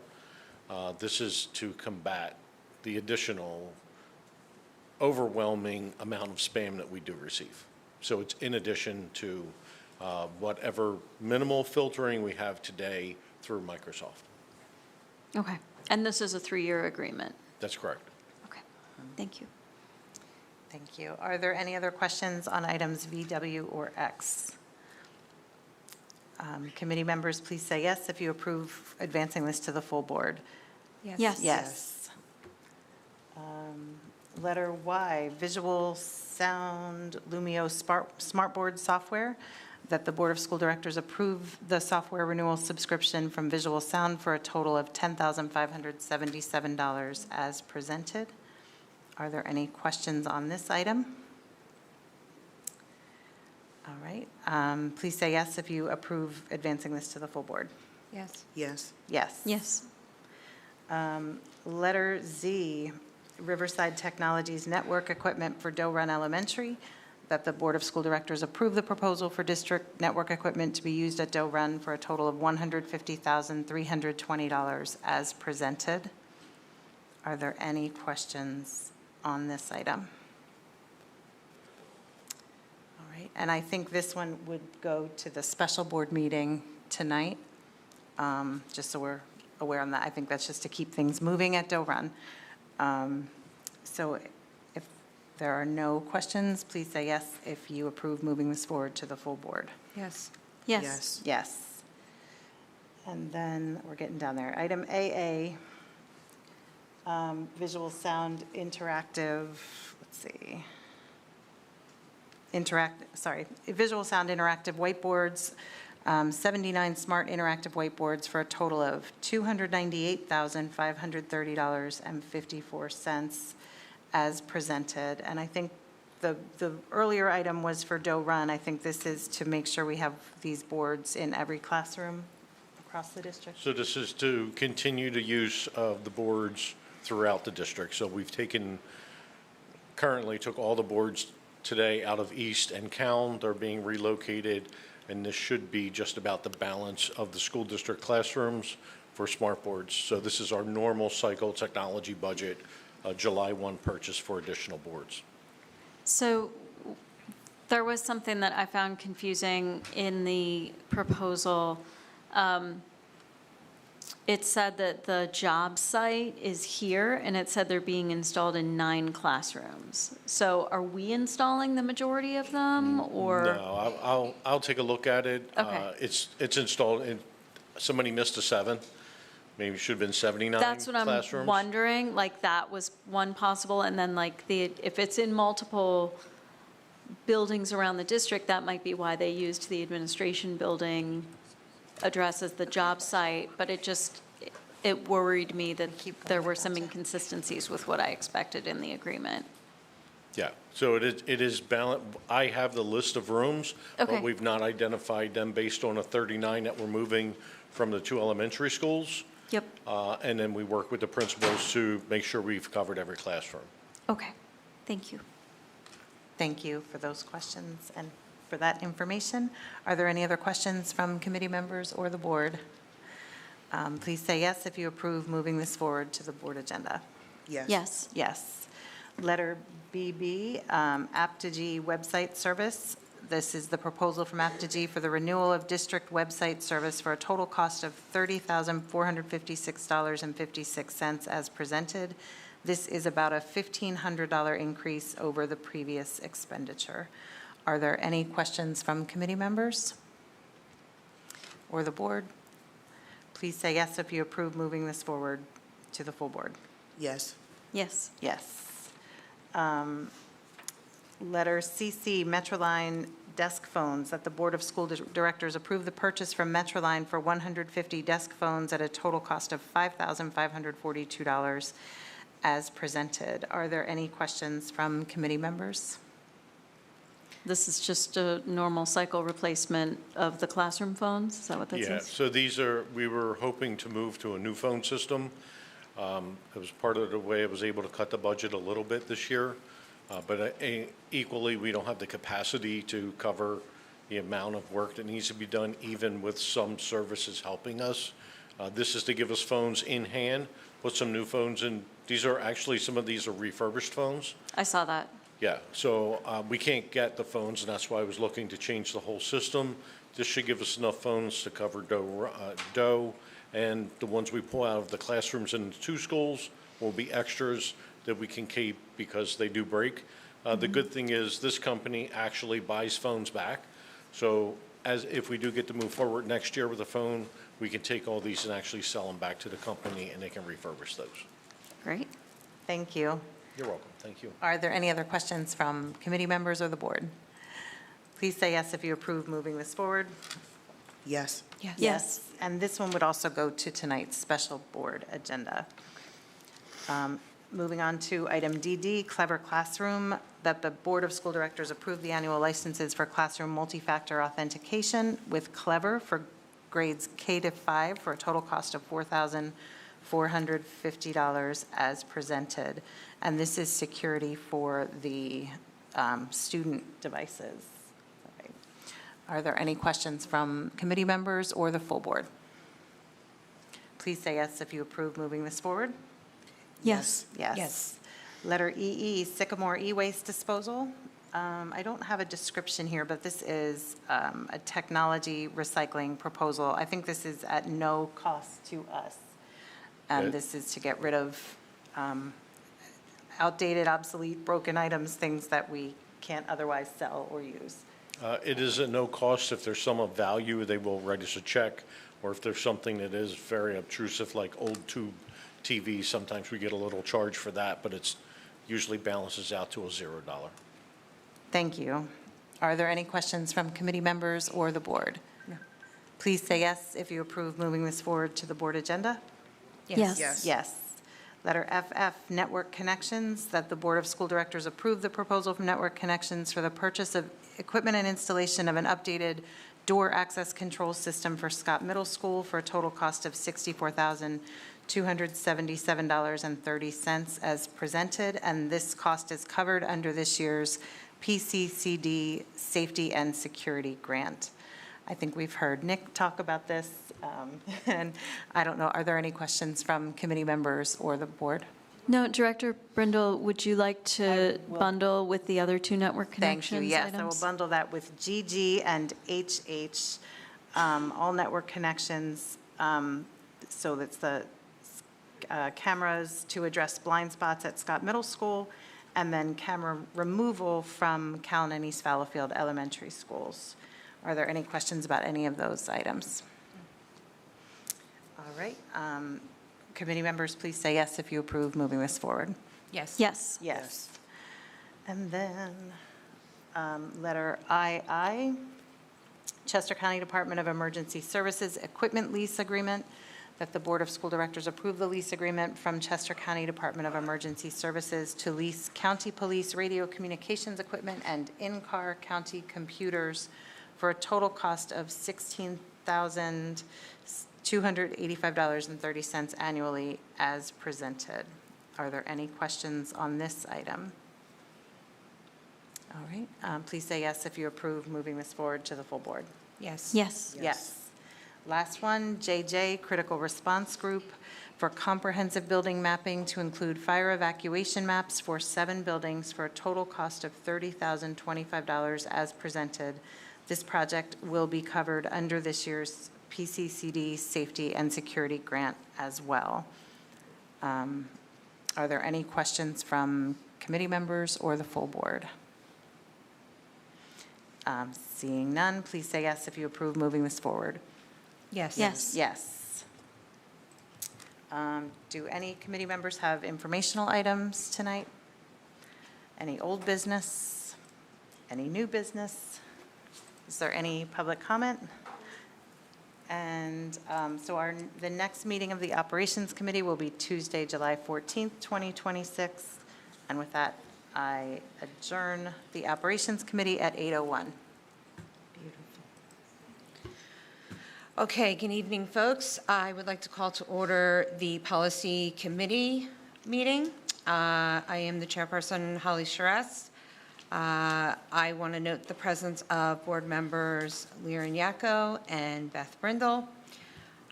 We do not have an employee representative at this time, so we're going to keep that as TBD.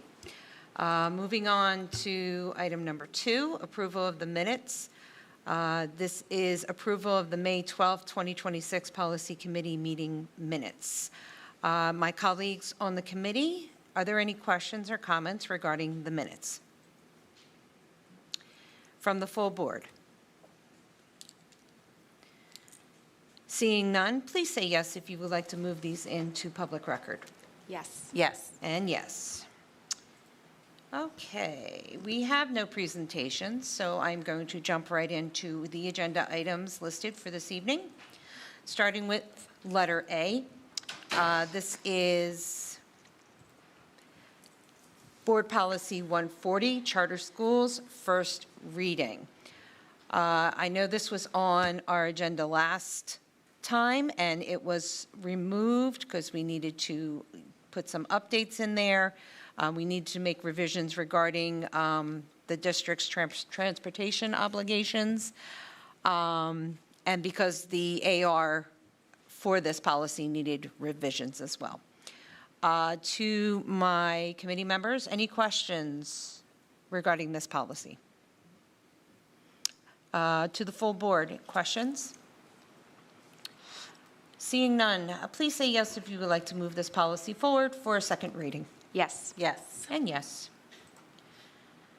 Okay, next, letter B, policy 331, job-related expenses, first reading. So with this policy, we had to make reimbursement revisions, primarily about mileage reimbursement.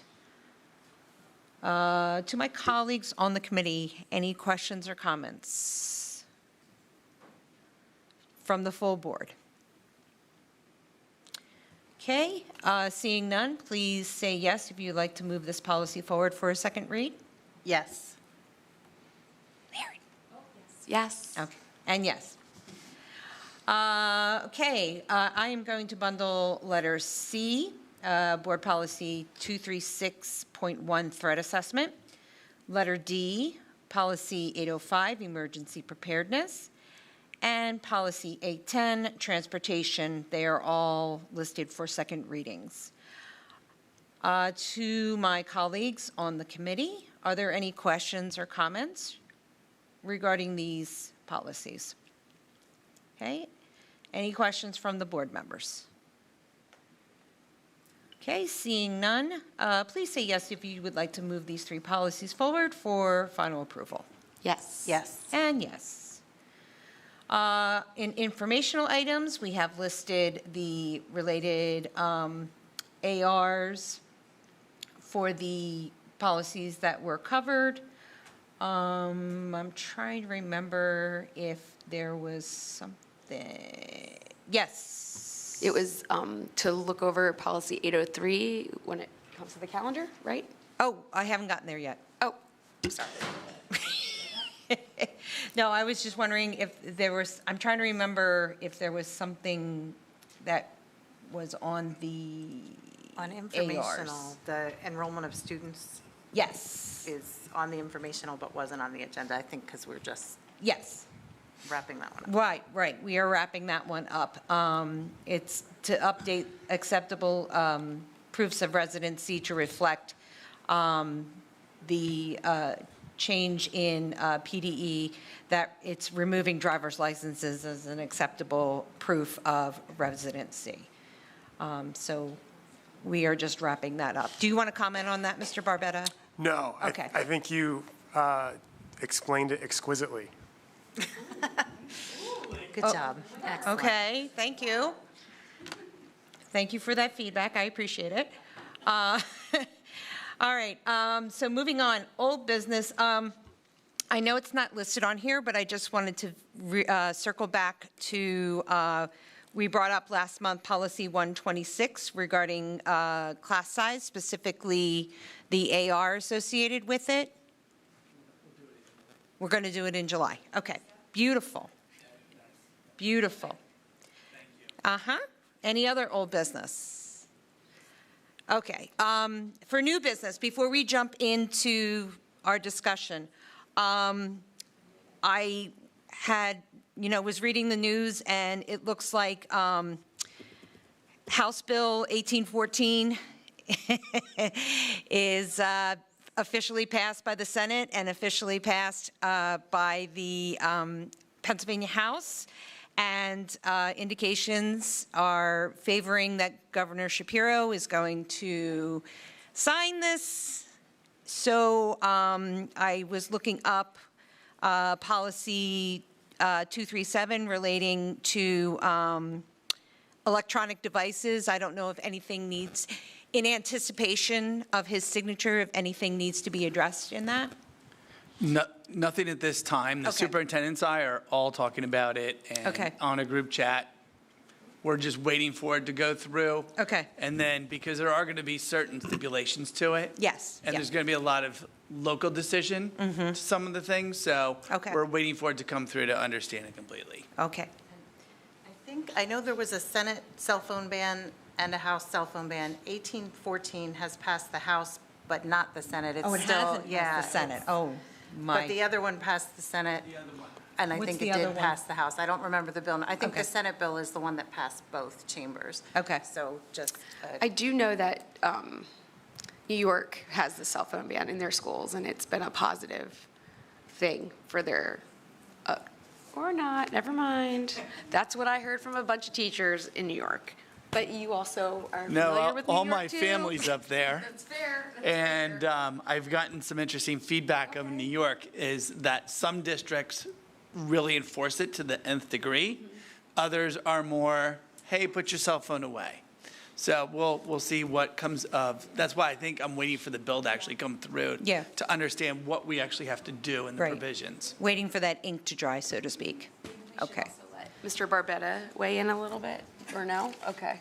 No, I mean, I think when, it's similar to a lot of things that have come through in the last couple of years, with, a removal of a student to enroll in the cyber charter, weapons notifications, things like that.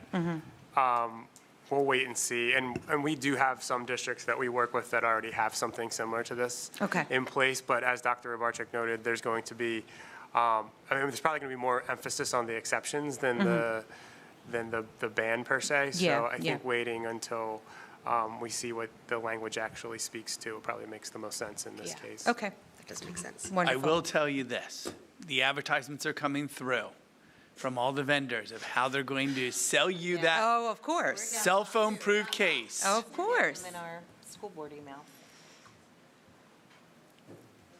I forget the name. I went to an event one time where they handed out these pouches and you put your cell phone in the pouch and you weren't allowed to use it the whole time you were there. So I just can't remember the name of the company that did it. Okay, so going to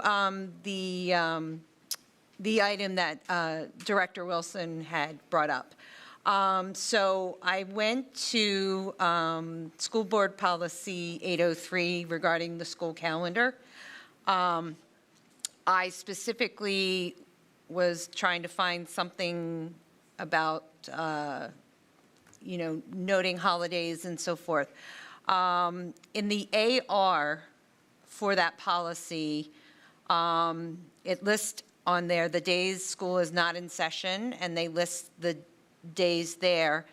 Underneath the last item where it says item number A, where it talks about times of teachers in service training, it says, in the annual adopted calendar, the board may designate up to 5 days as local holidays, local district holidays. Board has discretion to cancel any designated local holiday due to emergency, weather, pandemic, natural disaster, et cetera. And then the district may decide which holidays will be observed by special exercises in the school, but will require each school to, never mind. Anyway, so looking at that, I was wondering how we can go forward with trying to give the designation, the recognition to Juneteenth that it deserves moving forward. I am open to any and all suggestions.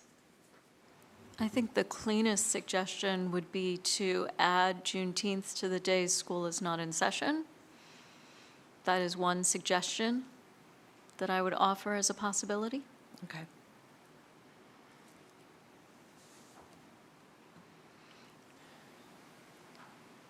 I think I have to concur with that, seeing that 4th of July is also on that list.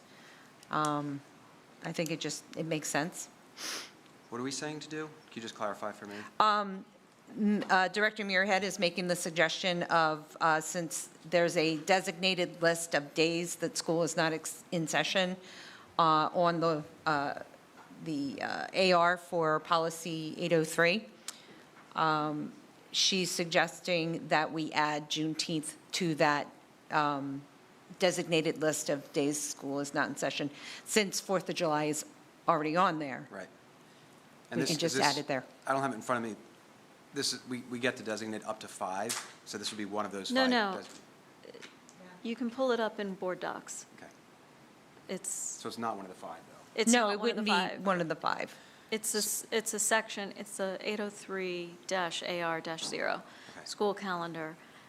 There's a section that specifically says days school is not in session, and it's Saturdays for ordinary instruction, Sundays, and then there's a list of holidays, Memorial Day, 4th of July, Thanksgiving, Christmas, January 1st, and then the 8th item is times of teacher in-service training. May I say something? To those ones that we already give our administrators, we also give them, that's not within the contract, because we just freely give them 9 extra days during the summer. They already have an extra day in that summer.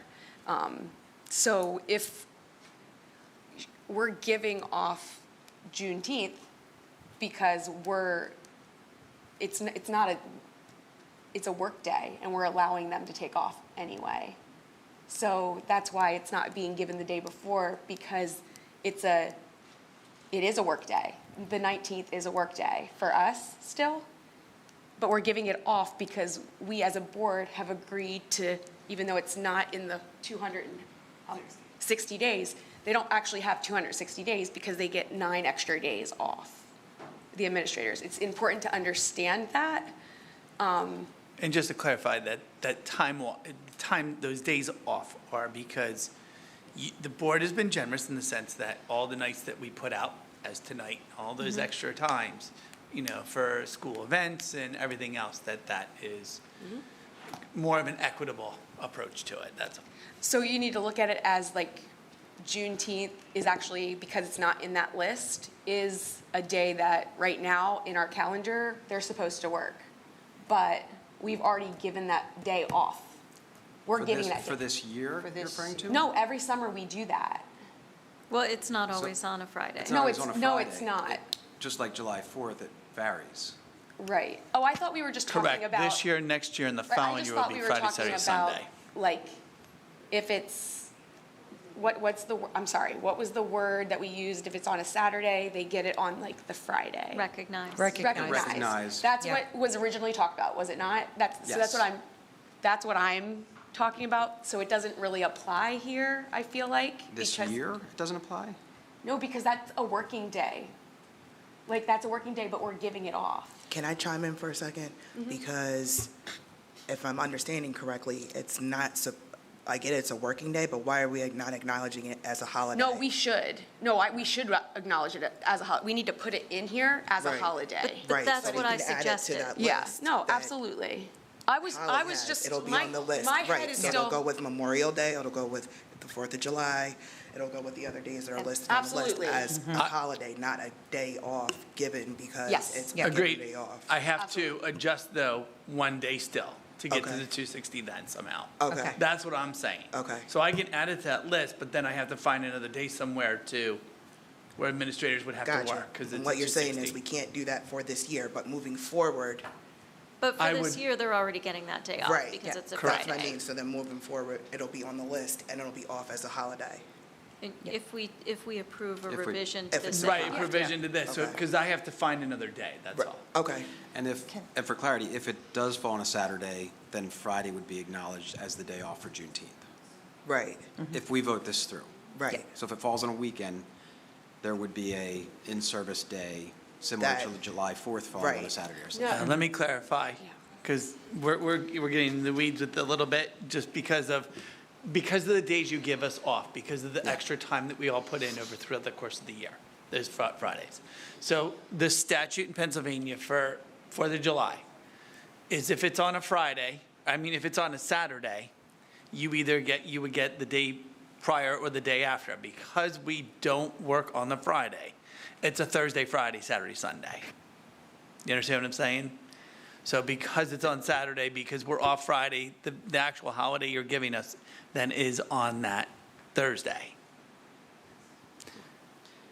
If it's on Sunday, July 4th, then we would have Monday off on top of it. But because you're giving Fridays off, the staff is also getting Thursdays off. Correct, Because just Fridays are the because weekend it's the statute of, because it's still considered a working day, the Friday technically, but you're giving us off because of all the time that's been put in over the course of the year. Okay. But to Shauna's point, if we make this a policy, as Juneteenth moves around the calendar to different days of the week, this would ensure that it is honored as a holiday Correct. on Monday, we'll Tuesday, have Wednesday, to- Thursday, or, I would still have to find another day. So Right, my right. suggestion is, I think we've identified the AR, we've talked about how we think it should be implemented. I think this is not a matter of urgency because this year people will get that day off just based on how we're handling Fridays. I think we should leave this in the hands of administration to come back to us with a proposal that we will review at a future policy committee. Yes. Like, I don't think we should try to figure out every single detail in this discussion. No. Can I just ask, just before we move off from it, this policy specifically says days that school is not in session, which it already isn't. So I just want to make sure we're meeting the intent of, like, Steve, your concern, like, the concern of treating Juneteenth the same as 4th of July. Does days school is not in session cover that, or does that need to Well, be? that's why we're going to It's like- need to that's why you're adjust saying and you have work to on it find another because day. the way Pennsylvania states Right. their regulations, that they're saying the district has the choice of whether to open or close school on Juneteenth. Yeah. It's not a statute that you have to close. There are some districts that are open on, but again, that's if you have students in session. So that's where we're going to have to work on the language. Right. To make sure. And that was my only other thought, and again, I agree, leave it to the administration to figure out, but just want to note, does this affect required days or hours for, like, extended school year? No, If we're, it's not within the 180 days. okay, No. summertime. thank you. Okay. Oops. What did I do? Oh, my goodness, I can't. No, I'm good. I just I hit a button I wasn't supposed to. Okay. All right, so I think we have an idea, a plan of how we're going to tackle this. So I'm going to lead that to our administration to address that, and hopefully we'll see a policy with a revision in it soon. Is there any other new business? Public comment? Nope. Someday. Okay, our next meeting will be Tuesday, July 14th, and I adjourn the policy committee meeting at 8:21 PM. I call to order the Coatesville Area School District Special Board Meeting scheduled for June 9th, 2026. The mission of the Coatesville Area School District, rich in diversity and committed to excellence, is to create innovative educational experiences which are funded by the taxpayers, supported by the community, delivered by dedicated teachers and administrators to ensure all students will become responsible, contributing global citizens. Madam Secretary, please call for the roll. Lauren Yacco. Here. Steve Wilson. Here. Bob Connect. Here. Beth Brindle. Here. Holly Charess. Here. Shauna Maxwell. Here. Liz Muirhead. Here. Robin Seagreaves. She's excused. Thank you. At this time, I ask everyone to stand for a moment of silence and a salute to the flag.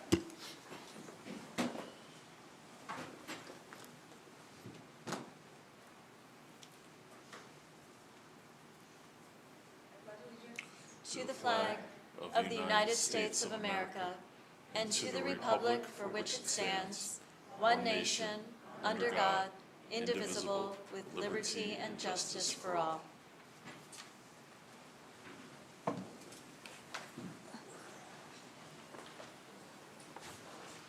To my colleagues, are there any additions, deletions, or modifications to this evening's agenda?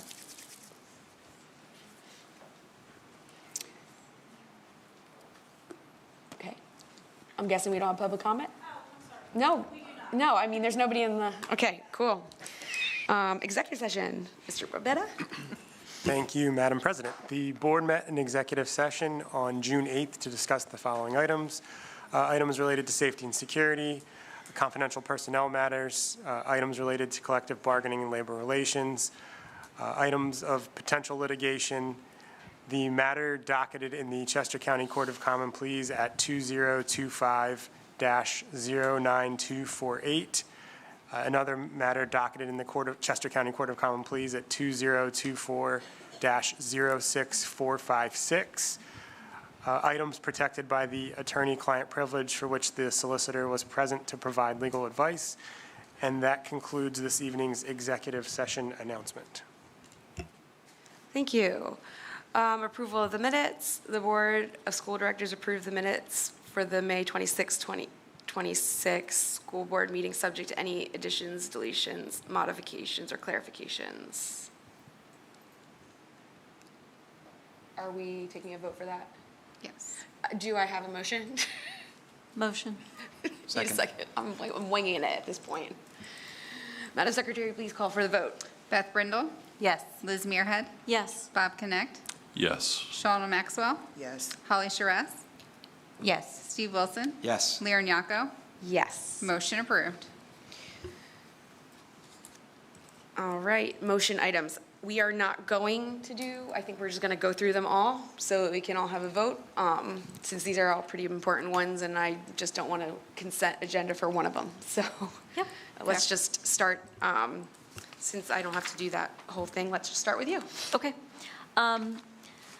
Under Finance Committee, Letter A, the General Fund Budget and Tax Resolution for 2026-2027. Recommended action that the Board of School Directors approve the general fund budget and tax resolution as presented in the amount of $256,500,000 for the 2026-2027 fiscal year, with a real estate tax rate of 45.917 mils of the assessed valuation, 4.5917 per $100 of assessed value, and a realty transfer tax and earned income tax of 0.5% and a local services tax of $5. Do I have a motion? Motion. Second. Okay. Moved and seconded. Are there any questions, comments, or discussion? No, I do. Sorry. I just want to thank, again, Lori and her team for all the work that she's put into this since the fall to make this happen and work with the numbers that we have, and even with these negotiations and raises, she's made it work. So thank you so much, Lori, for everything you've done. Thank you, and thank you to my team as well. Yes, thank you very much, Lori. I will say that, I appreciate that you tried to get the amount of our fund balance that we're using down as much as possible, so that we can keep that safety net for ourselves, and we can all keep our fingers crossed that the legislature comes through with more money than we had anticipated, but I won't hold my breath. So with that, call for the vote. Shauna Maxwell. Yes. Lear Nyako. Yes. Steve Wilson. Yes. Bob Connect. Yes. Beth Brindle. Yes. Liz Muirhead. Yes. Holly Charess. Yes. Motion approved. Letter B, School Homestead Farmstead Resolution. Recommended action that the Board of School Directors approve the Homestead Farmstead property tax reduction amounts in the amount of $446.54 per homestead farmstead, with an assessed value exclusion of $9,724.96 per homestead farmstead as presented. Do I have a motion? Motion. Second. Second. Any questions, comments, or discussion? Call for the vote. Holly Charess. Yes. Bob Connect. Yes. Liz Muirhead. Yes. Steve Wilson. Yes. Lear Nyako. Yes. Shauna Maxwell. Yes. Beth Brindle. Yes. Motion approved. Okay. Letter C, the Coatesville Area Teachers Association Collective Bargaining Agreement for the period July 1st, 2026 through June 30th, 2030, as presented. Please approve and authorize the board president and secretary to execute the agreement on behalf of the district. Do I have a motion? Motion. Second. Great. Any questions, comments, or discussion? I already said mine. I'm just glad that we were able to get this done before the prior contract expired. Me too. And I also am excited that with this contract, not trying to get ahead of myself, approved, if we approve this contract, it also puts us in a strong position to continue to hire new teachers for the upcoming school year, because they'll be coming to in a district where they know there is a contract for the next 4 years. So a very positive thing for us as a district at an important time for hiring. Any other comments or discussion? Okay, call for the vote. Bob Connect. Yes. Steve Wilson. Yes. Liz Muirhead. Yes. Shauna Maxwell. Yes. Holly Charess. Yes. Beth Brindle. Yes. Lear Nyako. Yes. Motion approved. 91% by the teachers, 100% by That's the board. right. Let's go. Okay, letter D, Human Resources Report. Recommended action that the Board of School Directors approve the resignations, appointments, new positions, leaves of absence, transfers, changes of status, and corrections as presented. Do I have a motion? Motion. Second? Anybody? Second? Second. Thank you. All right, any questions, comments, discussion? Seeing none, call for the vote. Steve Wilson. Yes. Shauna Maxwell. Yes. Lear Nyako. Yes. Bob Connect. Yes. Beth Brindle. Yes. Holly Charess. Yes. Liz Muirhead. Yes. Motion approved. Okay, Director Brindle, bring us home. Thank you. Operations Committee, item A, recommended action that the Board of School Directors approve the proposal from Riverside Technologies for district network equipment to be used at Doe Run Elementary for a total of $150,320 as presented. Do I have a motion? Motion. Second. Everybody wants to. I'm just going to let you do it. I got it. You got it, Lori? Yes. Are there any questions, comments, or discussion?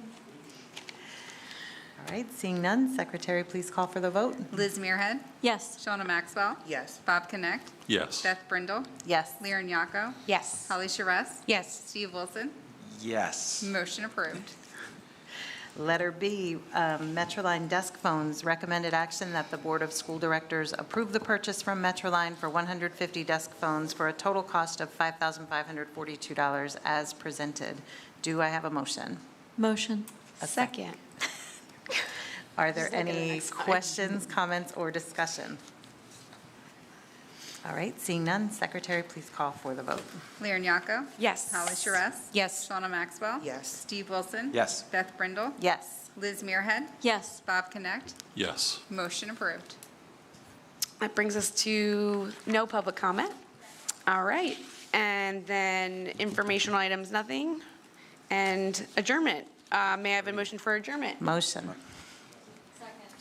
This meeting is adjourned.